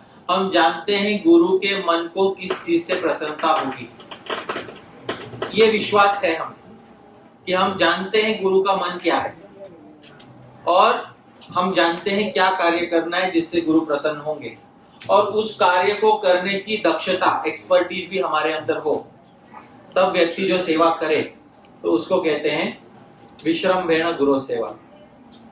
और फिर कुछ ऐसे सेवक होते हैं जो निचले श्रेणी के होते हैं, अच्छे सेवक नहीं होते। तो 6 प्रकार के घटिया सेवक बताए गए शास्त्रों में। अलिर बाणो ज्योतिष कहा, स्तब्धीभूत किमेक कहा, प्रेषित प्रेषकश्चापि षडेते सेवकाधमा। अली सबसे पहले भंवरे की तरह एक गुरु पे टिके नहीं रहता, आप समझ रहे हैं? तो ये सबसे पहला अधम सेवक होता है जो एक गुरु पे टिके नहीं रह सकता। बाण, दूसरा बाण की तरह होता है। जब कोई व्यक्ति बाण चलाता है तो बाण चलाने के बाद, बहुत सारे बाण चलाने के बाद, बाण चलाने वाले का खुद का हाथ छिल जाता है, आप समझ रहे हैं? तो एक ऐसा सेवक होता है जो गुरु का ही घात कर बैठता है, गुरु का ही कुछ अप्रिय कर बैठता है, गुरु का नुकसान कर बैठता है। ज्योतिष का, सही समय आने पे मैं गुरु जी की आज्ञा पालन करूंगा, आप समझ रहे हैं? ये तीसरा घटिया सेवक होता है। चौथा, स्तब्धीभूतः, मैं कर पाऊंगा या नहीं, मेरे में योग्यता है कि नहीं। आप समझ रहे हैं, ये चौथा घटिया सेवक होता है, उसके अंदर वो योग्यता ही जुटा नहीं पाया। पांचवा, कि मैं कहा अकेला कर पाऊंगा क्या, गुरुजी मुझे 10 लोग देते तो मैं कर पाता। आप समझ रहे हैं, अकेला नहीं कर सकता, ये पांचवा घटिया सेवक। और छठा, प्रेषिता प्रेषका, मुझे कुछ काम दिया, मैं किसी दूसरे को, प्रभु जी गुरुजी ने बोला ये काम करना है, आप समझ रहे, अरे गुरुजी ने तुमको बोला वो काम करना है, नहीं? तो आप समझ रहे, ये चढ़े थे सेवक आदमा। शास्त्रों में सब बताया गया है कि घटिया सेवक कौन कौन होता है। तो ये 6 जो है घटिया सेवक माने गए। और विश्रम्भेण, गुरु बताने से पहले उसके मन में पता होता है उसको, और कई बार गुरु बताने पे भी उसको पता होता है कि भाई ये काम कैसे करना है, इस कार्य को करने के लिए ये करना है, उतना ऑन द स्पॉट वो कार्य करके ला कर दे। गुरु को हेडेक नहीं होता उस व्यक्ति से। आप समझ रहे, शिष्य बोझ नहीं बन जाना चाहिए गुरु के ऊपर, उसका सेवा ऐसा होना चाहिए शिष्य बोझ नहीं बन जाए गुरु के ऊपर। गुरु भी सर पर हाथ बिठाया, ये कैसा शिष्य ले लिया मैंने, आप समझ रहे, इससे अच्छा होता कि किसी और को शिष्य बना लेता मैं, ये कैसा शिष्य बना लिया। गुरु अपने सर पे हाथ ना मार ले, ऐसा शिष्य ना बने हम, हाँ ये कैसा शिष्य बना लिया मैंने। तो शिष्य बनाए तो गुरु को कम से कम थोड़ा प्रसन्नता हो, भाई ये हाँ इसको मैंने इस व्यक्ति को शिष्य बनाया, मुझे प्रसन्नता है ये व्यक्ति हमारा शिष्य हुआ। नहीं तो कुछ गुरु का कुछ शिष्य की वजह से गुरु को सर पे हाथ मारना पड़ता है। इसलिए एक मुहावरा है, गुरु मिले लाख, शिष्य मिले एक। समझ रहे हैं, बाजार में गुरु कितने मिलते हैं, लाख, पर अच्छा शिष्य कितना मिलता है, लाखों में एक अच्छा मिलता है। शिष्य अच्छे नहीं है, वास्तव में गुरु की कमी नहीं है, कमी किसकी है, कमी अच्छे शिष्य की है। तो वो कमी बहुत खलती है, बहुत गुरुओं को ये कमी खलती है। हमारे शिष्य में से शायद कोई अगर एक ऐसा हो जाता, अगर ऐसा हो जाता तो हम अपने आप को सफल मानते हैं। बहुत सारे गुरु ये इच्छा रखते हैं कि हमारा एक अच्छा शिष्य हो। तो प्रभुपाद जी के जो गुरु थे, श्री भक्ति सिद्धांत सरस्वती ठाकुर बोलते थे, यदि मैंने किसी एक व्यक्ति को भगवान के धाम पहुंचा दिया तो मैं अपने आप को सफल मानूंगा, क्योंकि मैं जानता हूँ सच में किसी एक व्यक्ति को भगवान के धाम पहुंचाना वो क्या कार्य होता है। किसी एक व्यक्ति को यदि मैंने पहुंचा दिया भगवान के धाम में तो मैं अपने आप को सफल मानूंगा। यदि भी उनके 10,000 शिष्य थे, लेकिन वो बोलते थे मैं अपने आप को सफल तब मानूंगा जब मैं किसी एक को भगवान के धाम में पहुंचा दूंगा। ये बहुत महत्वपूर्ण बात है। वो शिष्य की वजह से गुरु को सर हाथ, अरे भगवान ये किसको शिष्य बना लिया मुझे, आप समझ रहे। तो वो विश्रम्भेण, शिष्य को पता होना चाहिए गुरु के मन में क्या बात है। तो शिष्य को बताना पड़े तो वो मध्यम होता है कि गुरु को हर बार बताना पड़े। अरे रोज सुबह बताना पड़े, अरे पानी लेकर आओ बेटा, पानी लेकर आओ। रोज सुबह गुरु को बताना पड़ा शिष्य, बेटा पानी लेकर आओ। और जिस दिन नहीं बताया उस दिन शिष्य ने गुरु को प्यासा रख दिया, आप समझ रहे हैं। बेटा पानी नहीं लेकर आया, गुरुजी आपने बताया ही नहीं पानी लाना था। अरे भगवान ये कैसा शिष्य बना लिया, आप समझ रहे। तो सर पे हाथ ना मारना पड़ जाए गुरु को। और तीसरा वो होता है कि गुरु बोले पानी लेके आ और ये गर्म दूध लेके आ गया, आप समझ रहे ना। तो ये ऐसा शिष्य ना बनना कभी। तो विश्रम्भेण गुरु सेवा, अच्छी तरह से गुरु का मन क्या है वो जान के गुरु की सेवा करनी चाहिए। तो वैसा सेवक हम सबको वैसा सेवक चाहिए होता है कि नहीं। तो और बहुत अच्छे श्लोक है घटिया सेवकों पे, पर आज ज्यादा उसमें नहीं जाऊंगा। ठीक, चलिए। हाँ तो जब ईश्वरपुरी, जैसे हम एक मिनट, टीवी और ये सबसे सुनते हैं, तो आज के समय में हम भी इस्कॉन में हमारे नोटिस के सुनते, तो वो सुन के कुछ फायदा है, सुनना चाहिए नहीं सुनना चाहिए, आप बोल रहे हैं कि ठीक है। आज इस्कॉन तो एक संस्था है, कोई भी संस्था ले लो, आज सभी टीवी के आश्रित हो गए ना, हाँ? या यूट्यूब से देख रहे हैं। हाँ? संस्था से क्या, संस्था नाम बदल दो, कोई दूसरे से, वो भी लोग वही कर रहे हैं, आप समझ। सारी संस्था में सारे वैष्णव प्रायः आजकल यूट्यूब इत्यादि पे प्रवचन देख रहे हैं। उससे कोई लाभ है या नहीं है? तो उसका उत्तर ये है कि जब हम किसी का प्रवचन सुनते हैं, हाँ, तो उससे हमें लाभ ये होता है कि हमें कुछ नया ज्ञान मिलता है, सही बात है। पर नए ज्ञान के साथ नए संशय भी आते हैं। नया ज्ञान आया, इसका एक आनुषंगिक फल, साइड इफेक्ट ये भी होना चाहिए कि नए क्या है, क्योंकि जिसको ज्ञान ही नहीं होगा उस बेचारे अज्ञानी को एक संशय भी नहीं होगा, है कि नहीं? अज्ञानी को काहेगा संशय, वो तो मस्ती में जी रहा है। हाँ, संशय किसको आते हैं? जिसको क्या होता है? ज्ञान। तो ज्ञान होने के बाद संशय दूर कौन करेगा? वो और YouTube से नहीं होगा। उसके लिए आपको किसी व्यक्ति के पास जाना होगा, और वो व्यक्ति के पास जाके ही संशय दूर होगा। मैं आपके मन में संशय डालूं? नहीं, मत डालो। डालू संशय? नहीं, संशय डालना बहुत जरूरी होता है। वैदिक परंपरा है, पहले मन में संशय डाला जाता है, फिर उसका बीज निकाला जाता है। चलो मन में संशय डालते हैं। भगवान ने हमें संसार में डाला कि नहीं डाला, है ना? भगवान ने हमें जन्म दिया, यहाँ पे हाँ या ना? हमें दुख हुआ कि नहीं हुआ इस जन्म में? हाँ या ना? कुछ लोगों को अधिक दुख होता है, कुछ लोगों को कम दुख होता है, सभी लोग मानते हैं। तो भगवान निर्दयी है कि नहीं है? पर हम आए ना संसार में, तो हम हाँ सही बात है। तो पहला एक जन्म दे देते हैं, बारंबार जन्म हो रहा है कि नहीं? दूसरा जन्म हमारी इच्छा से हुआ है, बिना हमारी इच्छा के हो रहा है? दूसरा जन्म हमारी इच्छा से हुआ? हमारे ये जन्म हम लेना चाहते थे? कर्मों से कर्मों से हो ना। कर्म कौन कंट्रोल कर रहा है? हम। कर्म का फल कौन दे रहा है? भगवान दे रहे हैं ना। सबको समान फल दे रहे कि अलग अलग दे रहे? तो निर्दयी हो गए ना। ऐसे निर्दयी भगवान का भजन कौन करेगा? इच्छा तो हमारी है।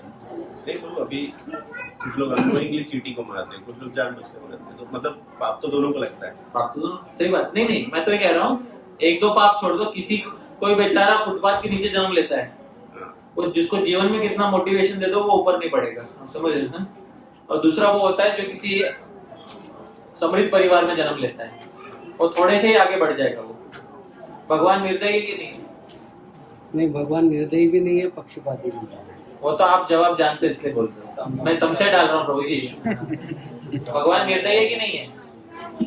जैसे कर्म के हिसाब से होता है, कर्म तो हम करते हैं ना प्रभु। हाँ, भगवान रोक सकते हैं ना आपको। भगवान में तो सामर्थ्य है रोकने। सामर्थ्य। देखा, मैंने आपके मन में संशय का बीज डाल दिया, अब निकालूंगा नहीं इसको, ठीक है? संशय का बीज निकालूंगा नहीं, वो आप निकालना। अब आप कैसे निकालोगे ये आपके ऊपर है, मेरा काम था बीज डालना। प्राय प्रवचन में बीज निकाले जाते हैं, आप समझ रहे? आज मैं नया बीज डाल रहा हूं। अगर भगवान क्रूर है तो भगवान का भजन क्यों करना है कि नहीं? भगवान का भजन तो तब करना चाहिए जब भगवान क्रूर ना हो, भगवान पक्षपाती ना हो। तब दिखाई देता है कि भगवान पक्षपाती और क्रूर है, तो क्यों भजन करना? ठीक है, तो इसका उत्तर है शास्त्रों में, पर वो मैं आज नहीं दूंगा। होमवर्क संशय डालना काम है, कभी कभी संशय डालना चाहिए। फिर उससे व्यक्ति क्या करता है? घर पे जाके चिंतन करता है। चिंतन करेगा कि नहीं? जिज्ञासा करेगा, किसी दूसरे व्यक्ति से पूछेगा, तो दूसरे व्यक्ति से पूछेगा, तब वो उसका एक छोटा हिंट दे देता हूं ताकि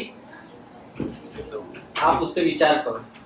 शास्त्रों में उसका उत्तर दिया है, भगवान पर्जन्यवत है।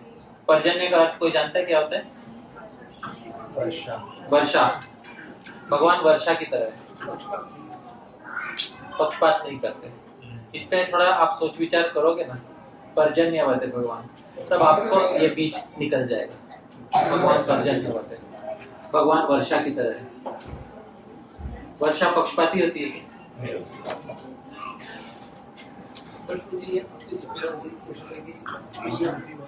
आप बोल रहे कि क्वेश्चंस मतलब ये सुन के कुछ मतलब उपयोग नहीं है क्वेश्चन, सुन के लिमिटेड उपयोग है।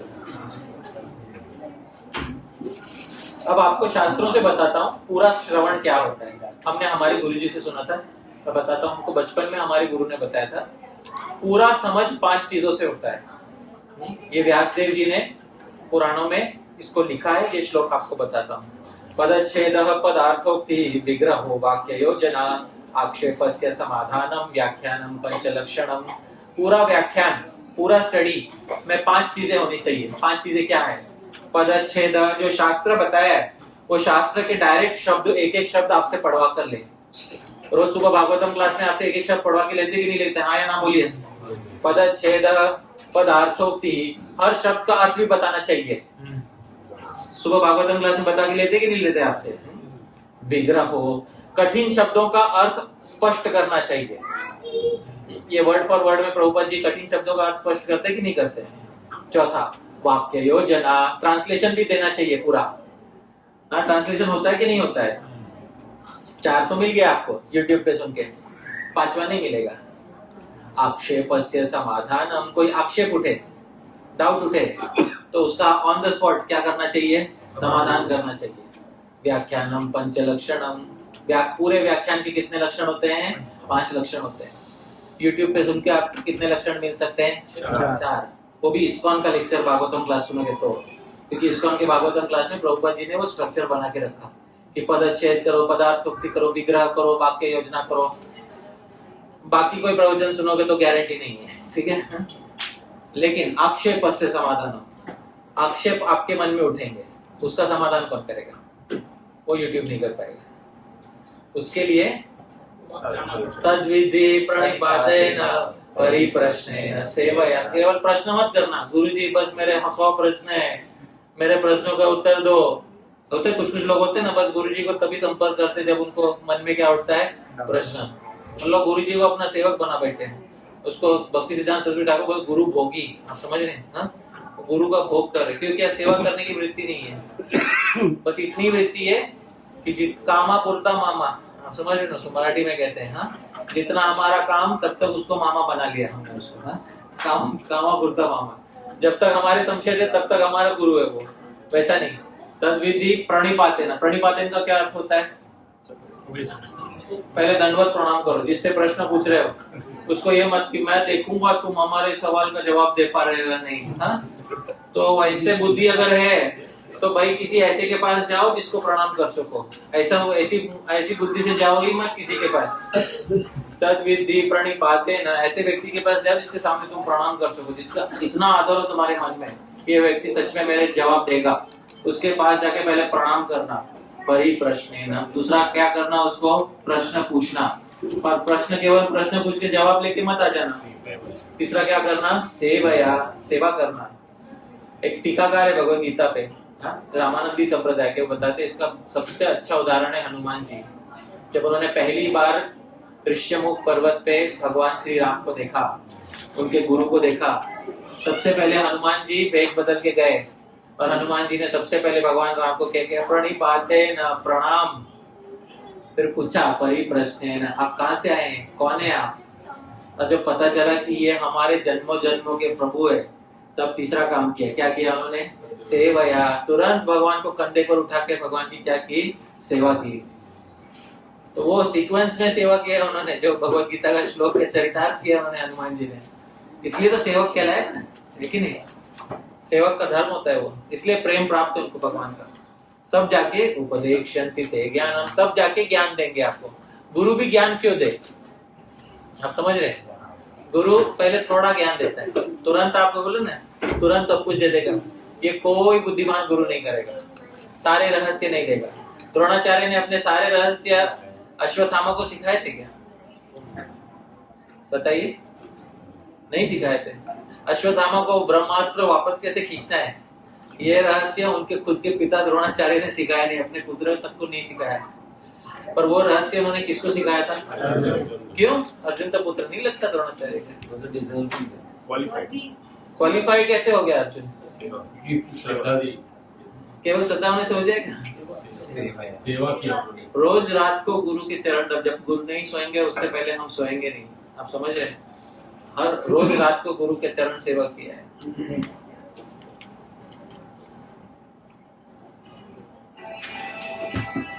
कि रोज सेवा किया है गुरु का, ऐसे नहीं होता है वो। तब जाके गुरुजी ने सिखाया है, अर्जुन अब मैं वो बताता हूँ जो मैं किसी को नहीं बताया। क्या? ब्रह्मास्त्र वापस कैसे खींचना है। अरे पर आपने सब पांडवों को ब्रह्मास्त्र चलाने की विद्या तो सिखा दी। वो धोखा है अर्जुन। क्यों? फिर चलाएंगे और ब्रह्मा जी बोलेंगे वापस खींचना है, तो ये लोग खींच पाएंगे क्या वापस? तो अंत में ये अपनी हानि कर बैठेंगे। इसलिए अर्जुन अब सिखाता हूं वापस कैसे खींचना है। अच्छा, द्रोणाचार्य जी को किसने सिखाया था? उनके गुरु ने। कौन थे उनके गुरु? परशुराम। परशुराम ऐसे ही सिखाते कि किसी को?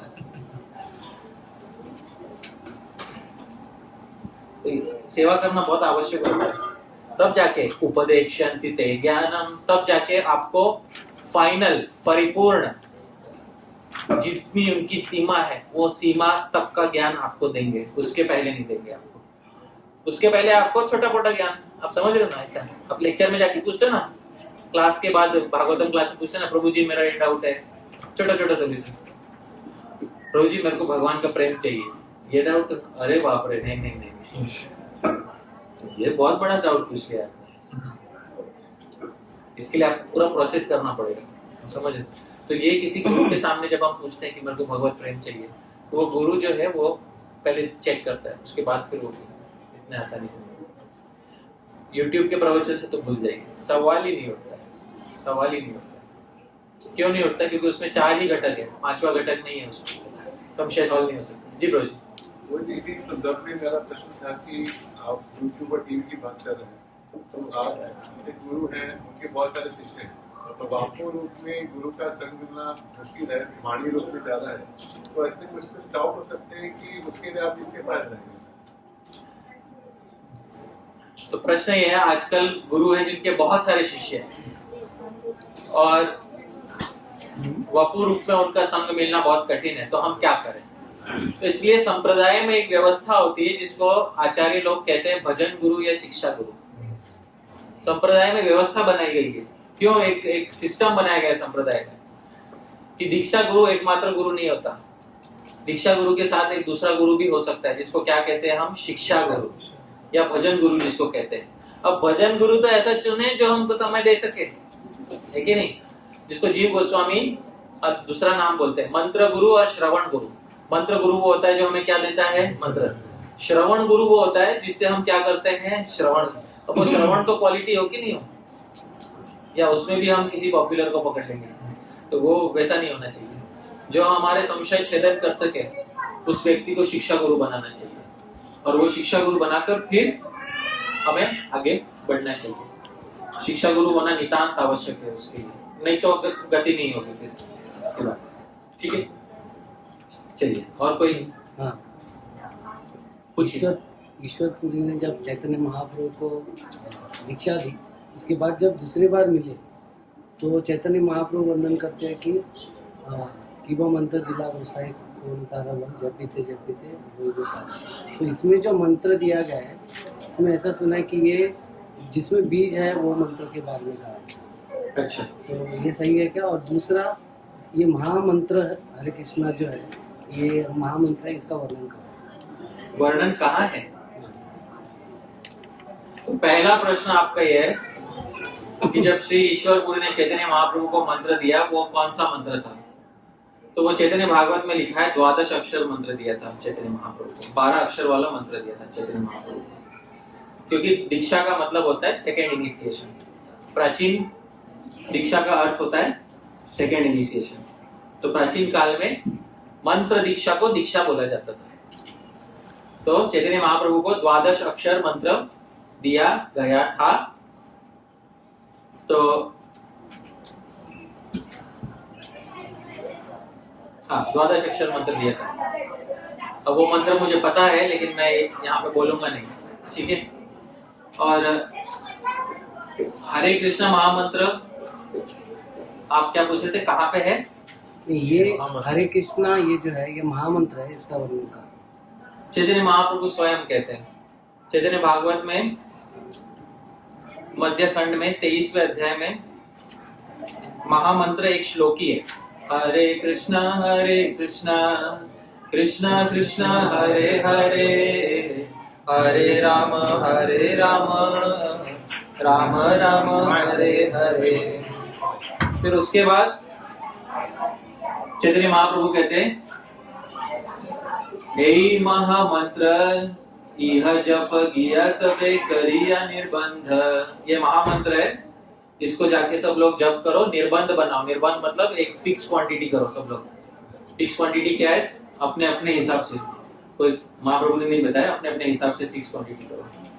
तो तब उसमें प्रभु कहे कहिलाम यही महामंत्र, यही जप गिया सबे करिया निर्बंध। चैतन्य भागवत में मध्य खंड में, यदि आपको चैप्टर नंबर इत्यादि भी चाहिए तो वो मैं आपको बता सकता हूँ, पर ये चैतन्य भागवत में ये बात स्पष्ट रूप से कही गई है कि पूरा महामंत्र बताया गया है।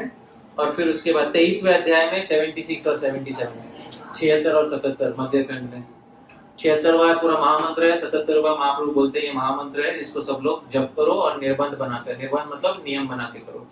तो ये उसका उत्तर है।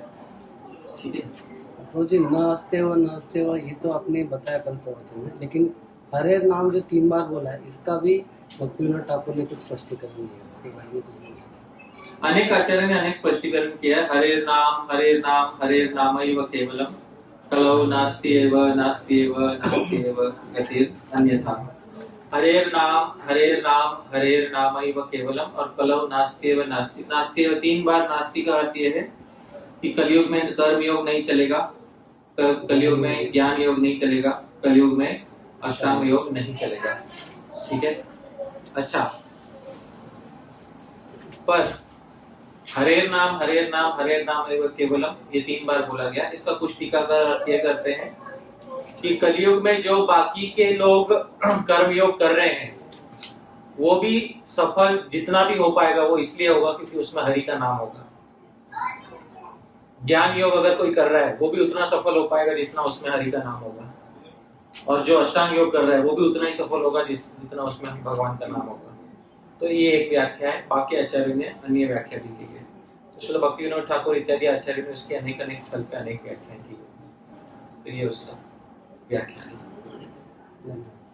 जी आपने बहुत अच्छा वो बताया, हरे तो हरि नाम, उसके 2 आपने एग्जांपल्स भी दिए, का दिया और द्रौपदी का दिया, और कहा कि उन्होंने हरि नाम लास्ट मोमेंट में छूट दिया, कहने भी नहीं सकते। तो ऐसे तो कभी देखेंगे तो हमारी भी लाइफ में बहुत सारी प्रॉब्लम्स आती है। तो इसका मतलब तो ऐसा तो नहीं कि कोई प्रॉब्लम आए हम सीधा भगवान करें कि पहले तो अपना जो स्मर्थ हम यूज़ करते हैं, अपनी दिक्कत यूज़ करते हैं सॉल्व करने के लिए प्रॉब्लम, सीधा हम भगवान के लिए बताते हैं कि हेल्प करो, सहायता करो। सही बात। तो वो इस नंबर से हम देखेंगे तो सही किया उन्होंने, सही बात है। अपना कोशिश किया उसमें। बहुत अच्छी बात है। हाँ, आपका प्रश्न ये है कि वो हारे को हरि नाम, पर जब हमारे उनके गजेंद्र का उदाहरण दिया, तो सूरदास जी ने दिया उदाहरण, गजेंद्र का उदाहरण दिया, द्रौपदी का दिया, उसमें भी उन्होंने अपने प्रयास तो किए ही। और हमारे जीवन में जब कष्ट आते हैं हम भी अपने प्रयास, स्वाभाविक है कि हम अपना बल क्यों नहीं लगाएंगे पहले, पर बहुत कृपा उस व्यक्ति पे होती है जिसका सारा बल भगवान छीन लेते हैं। बहुत कृपा है उस व्यक्ति पे, बहुत कृपा है उस व्यक्ति पे। क्योंकि एक बात बहुत अच्छी है, तृणादपि सुनीचेन तरोरपि सहिष्णुना अमानिना मानदेन कीर्तनीयः सदा हरि। इस श्लोक का एक अर्थ ये भी है कि जब व्यक्ति उस स्थिति में आ जाता है जीवन में कि जबरदस्ती उसको तिनके से भी नीचे होकर जीना पड़ता है, कि जब व्यक्ति जीवन में उस परिस्थिति में आ जाता है कि जब उसको वृक्ष से भी ज्यादा सहिष्णु बन के जीना होता है। द्रौपदी उस स्थिति में आ गई थी, तिनके को जब दबाते हैं पैर से, पैर उठाने के बाद तिनका वापस उठ जाता है, पर इस व्यक्ति को समाज ऐसा दबाया है, द्रौपदी के को इस तरह से दबाया कि अब पुनः समाज में कभी इज्जत वापस उठेगी नहीं। तृणादपि सुनीचेन, पेड़ को यदि काट दो और पेड़ को कुछ समय छोड़ दो ऐसे, तो पेड़ वापस उग जाता है। लेकिन इनको अब इस तरह से इनका समाज में प्रतिष्ठा काटेंगे कि इनका समाज में कभी प्रतिष्ठा ऊपर नहीं होगा। इसलिए भगवान ने उस परिस्थिति में डाला, तरोरपि सहिष्णुना। अब कुछ आपके पास ऑप्शन नहीं है, आपको सहन करना ही होगा। अमानिना, अब कहा गया रानी बनने का मान, अब आप दासी से भी नीचे आपका मान है। दासी भी आपको बोलेगी मेरी इज्जत है, तुम्हारी इज्जत कहाँ गई? मान देना। और जब वनवास भोगना पड़ेगा ना, तो अंतिम वर्ष में किसी की दासी बन के रहना पड़ेगा, तब तुमको दूसरों को सम्मान देना पड़ेगा। अब ठीक हुआ, कीर्तनीय सदा हरि। अब तुम एक काम कर सकते हो। क्या कर सकते हो? हमेशा भगवान का नाम ले सकते हो। बहुत अच्छा हुआ।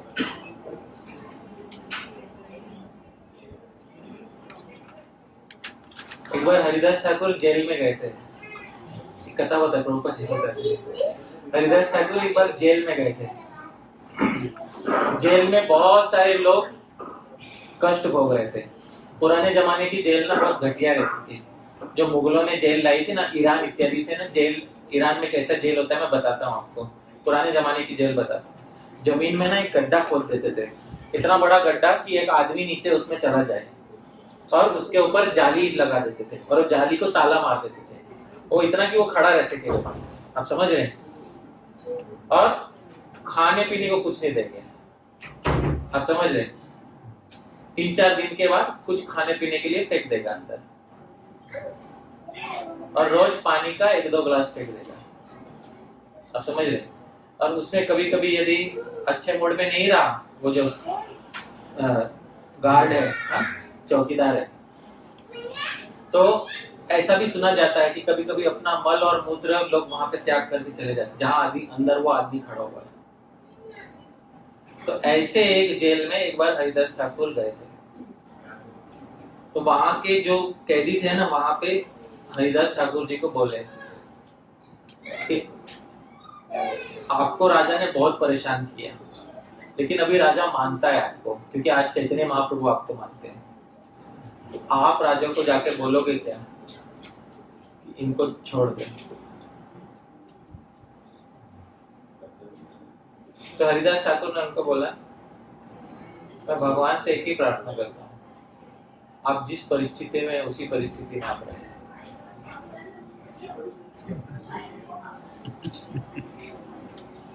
आप जिस परिस्थिति में उसी परिस्थिति में आप रहे। आपकी परिस्थिति बदले नहीं कभी। क्यों?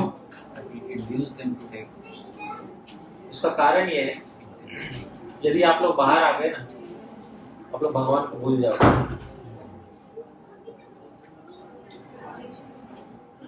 आप दुख में रहो, आपके लिए बहुत अच्छा है, आप दुख में रहो।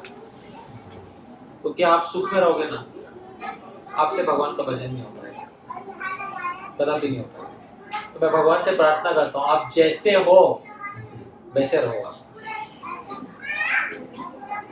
वैसे रहो। क्योंकि सुखमय जो अंधापन है, उससे भगवान का भजन नहीं होगा। कुछ लोगों के लिए लाठी पढ़ना बहुत जरूरी है, बहुत नितांत आवश्यक है। किस को लाठी पढ़ना जरूरी है? कुंती महारानी बताती है, जन्म ऐश्वर्य श्रुत श्रीवीर। किसी को बहुत बड़े कुल में जन्मा हो, मेरे कुल में तो अब डॉक्टर ही थे, मैं भी बड़ा होकर क्या बनूंगा? डॉक्टर। समझ में आ रहा है? इसके सर पे लाठी पड़ना जरूरी है, नहीं तो ये हरि नाम नहीं लेगा ठीक से। ऐश्वर्य, मैं बहुत पैसे वाला हूँ, मेरा बाप पता है कौन है, समझ में आ रहा है? हाँ, उसके सर पे भी लाठी पड़ना जरूरी है। श्रुत, मेरे को बहुत ज्ञान है, मैं जो चाहे मैं अपने हिसाब से कमा लूंगा, उसके सर पे भी लाठी पड़ना जरूरी है। श्रीवीर, मैं बहुत सुंदर हूँ, रोज आईने में अपना चेहरा देखता हूँ, है कि नहीं? उसके सर पे भी लाठी पड़ना जरूरी है। एधमान मदह पुमान, जब तक ये नहीं जाएगा सर से, नैव अर्हति अभिधातुम, तब तक कुंती महारानी बोलते आपका नाम लेने के लिए वो योग्य नहीं होता तब तक व्यक्ति। भगवान, क्योंकि आप अकिंचन लोगों को ही आपका नाम ग्रहण, सच में आपका नाम कौन ग्रहण करता है? त्रिनादपि सुनिचेन तरोरपि सहिष्णुना अमानिना मानदेन कीर्तनीय सदा है। बाकी वो कीर्तन जो है ना, वो आयाराम गयाराम रहता है, लेकिन इस व्यक्ति का कीर्तन सच में होगा। जीव मालूम है कब कीर्तन करता है, कांस्टेंट कीर्तन कब करता है पता है प्रभु जी? जब वो गर्भ में होता है। करता है कि नहीं? श्रीमद् भागवत में बताया गया है। क्यों? तृणादपि सुनीचेन तरोरपि सहिष्णुना अमानिना मानदेना। अब उल्टा लटका है ना, तब करो, क्या करो? कीर्तनीय सदा हरि। बहुत बहुत आवश्यक है। इसलिए हरिदास ठाकुर बोले तुम जैसे हो वैसा रहो। मैं कभी राजा से प्रार्थना नहीं करूंगा कि मैं खुद, जब हरिदास ठाकुर को इतना पीड़ा दिया राजा ने, तो चैतन्य महाप्रभु खुद बोल सकते थे ना राजा को कि मैं बोलता हूँ इसको जाने दो। चैतन्य महाप्रभु नहीं बोले, कभी नहीं बोले। तो बहुत अच्छा है जब कष्ट आता है ना जीवन में, तो बहुत अच्छी बात है। जीवन में कष्ट आना अर्थात भगवान की बहुत बड़ी अनुकंपा है। हम अंधे होके जी रहे थे, भगवान ने हमारी आंख खोल दी। वो कष्ट आया, वो कष्ट आना हमारे जीवन में बहुत बड़ी अनुकंपा है। जिसके जीवन में कष्ट नहीं आया वो कभी आगे नहीं बढ़ सकता, कभी आगे नहीं बढ़ सकता जीवन में। व्यक्ति आगे तब बढ़ता है, सुख में आगे नहीं बढ़ता है। सच में व्यक्ति कब आगे बढ़ता है? सुख में या दुख में? दुख में आगे बढ़ता है व्यक्ति। प्रोग्रेस सुख में नहीं होता है, प्रोग्रेस दुख में होता है। अब समझ, ये आज ट्यूबलाइट बना, ये पंखा बना, ये उन लोगों के द्वारा नहीं बना जो उजाले में जी रहे थे। किन लोगों ने बनाया ये? जिनको दुख हुआ। किस चीज का दुख हुआ? अंधेरे का दुख हुआ उसको, सब जगह बनाया उसने। हम में से किसी ने एक बल्ब भी नहीं बनाया। क्यों? हम सब उजाले के सुख में जीने वाले लोग हैं। है कि नहीं? तो ये बात है।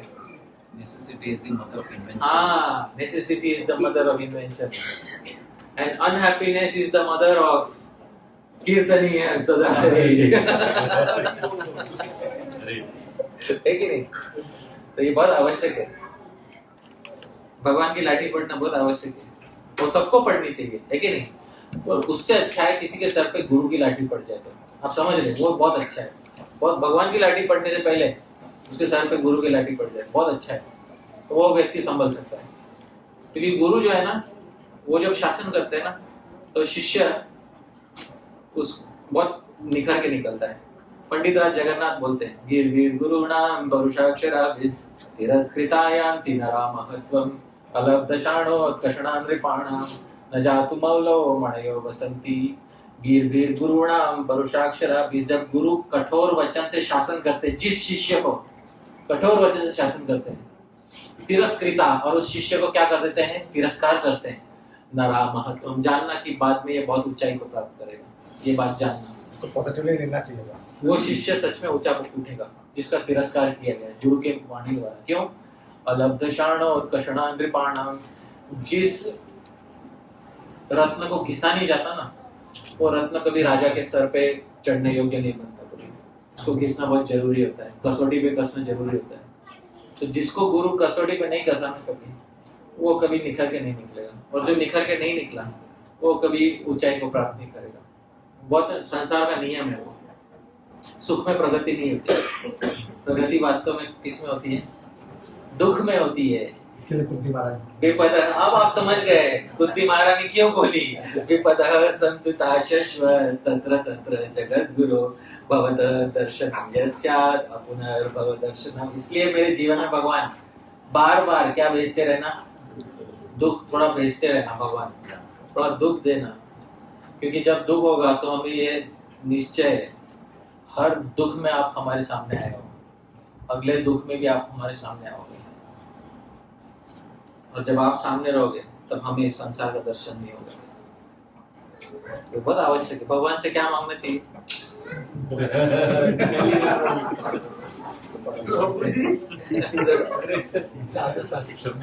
साधु संत, गुरु की लाठी। भगवान से ये मांगना चाहिए कि गुरु की लाठी हमारे सर पर पड़े। आपकी लाठी पड़ने से पहले गुरु की लाठी हमारे सर पे पड़े, बहुत आवश्यक है। गुरु के कठोर वचनों का शासन हमें हो, बहुत आवश्यक है।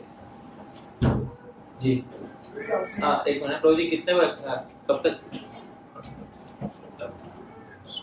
स्टॉप? और one question, one question last class के शुरू से लेकर अब तक मैंने कई बार आपसे सुना कि भगवान की लाठी पढ़ने पर ही बड़ी बात। तो ये भगवान की लाठी का कैसे समझा जाए, मतलब जब विपदा आएगी वो, क्योंकि कई बार ऐसा होता है कि विपदा ऐसे लोगों के साथ आती है और उसका परिणाम होता है कि लोग नास्तिक बन जाते हैं। हाँ, सही बात। तो विपदा से ही बात आगे बढ़ेगी, ये इसको कैसे समझें? विपदा आने से व्यक्ति नास्तिक बन जाते, इसलिए भगवान हर किसी के जीवन में विपदा भेजते नहीं है। विपदा किसको कहते हैं और सुख किसको कहते हैं, शास्त्रों में इसकी भी परिभाषा दी गई है।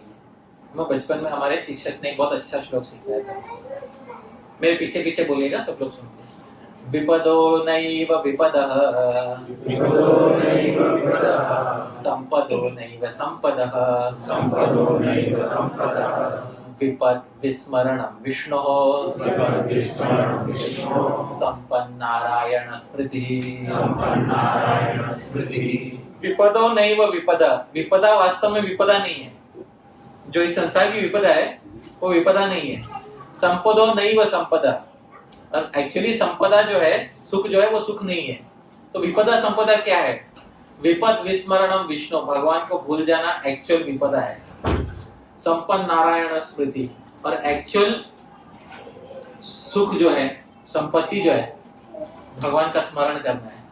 तो भगवान किसी किसी को सुख देते हैं जिससे वो भगवान का स्मरण कर सके। भगवान किसी किसी को दुख देते हैं जिससे वो भगवान का स्मरण कर सके। भगवान किसी किसी को दुख देते हैं, फिर वो नास्तिक हो जाता है, क्योंकि इस समय उसका पुण्य नहीं है उसका पुण्य नहीं है, इस जन्म में नहीं मानेगा। एक भक्त है गोप कुमार, बहुत जन्मों के बाद भगवान के धाम को प्राप्त होता है। तब भगवान बोलते हैं, कितने जन्मों तक मैंने प्रतीक्षा किया, मैं सोचता था ये जन्म में मेरी तरफ देखेगा, ये जन्म में देखेगा, ये जन्म में देखेगा, ये तुम अपने में ही लगे हुए थे, मैं क्या करूं? तो भगवान आपने क्यों नहीं बुला लिया मुझे? तो बोले, मैंने जो नियम बनाया ना उसको तोड़ के मैं कभी उसके विरोध में नहीं जाता। क्या नियम बनाया? मैं किसी जीव की स्वतंत्रता में बाधा नहीं पहुंचाता। जीव सामने से जब मुझे प्रेम करना चाहेगा तभी मैं उसको अवसर देता हूँ, मैं उससे जोर जबरदस्ती नहीं करता। आप समझ रहे? बहुत जन्मों के बाद जब तुमने गुरु स्वीकार किया, तब जाके तुम्हारी बुद्धि मेरी तरफ आई हुई, तब जाके मैंने बोला ठीक है, अब ये अपनी इच्छा से आया, अपनी इच्छा से आया, इसको संसार में सच में कुछ नहीं चाहिए, अब ये अपनी इच्छा से आया। उस जन्म में तुमको मेरी प्राप्ति हुई, अब तुम्हारा स्वागत है, अब तुम हमेशा मेरे धाम में रहना और कभी मेरे धाम को छोड़ के मत जाना। उस समय भगवान बोलते हैं उसको, तुम्हारा स्वागत है, अभी हमेशा यहाँ सुख से रहना और कभी छोड़ के मत जाना। तो ये विपद नहीं, वो विपद है। जो विपद है, एक्चुअल विपदा ये है जिसमें हम भगवान को भूल गए, ये उसका उत्तर है। ठीक है, इसको ध्यान रखिएगा और भगवान को ये कहिएगा कि विपदा दे या संपदा दे, बस एक ही शर्त के साथ दे रहे, क्या? भगवान का स्मरण हमेशा बना रहे। क्योंकि जब भगवान का स्मरण नहीं होता तब फिर भगवान को लाठी चलानी पड़ती और फिर भगवान को हारे को हरी नाम, वो वाली कंडीशन में ना आ जाए हम लोग। ठीक है, चलिए, चलो प्रभुपाद की जय। हरे कृष्णा।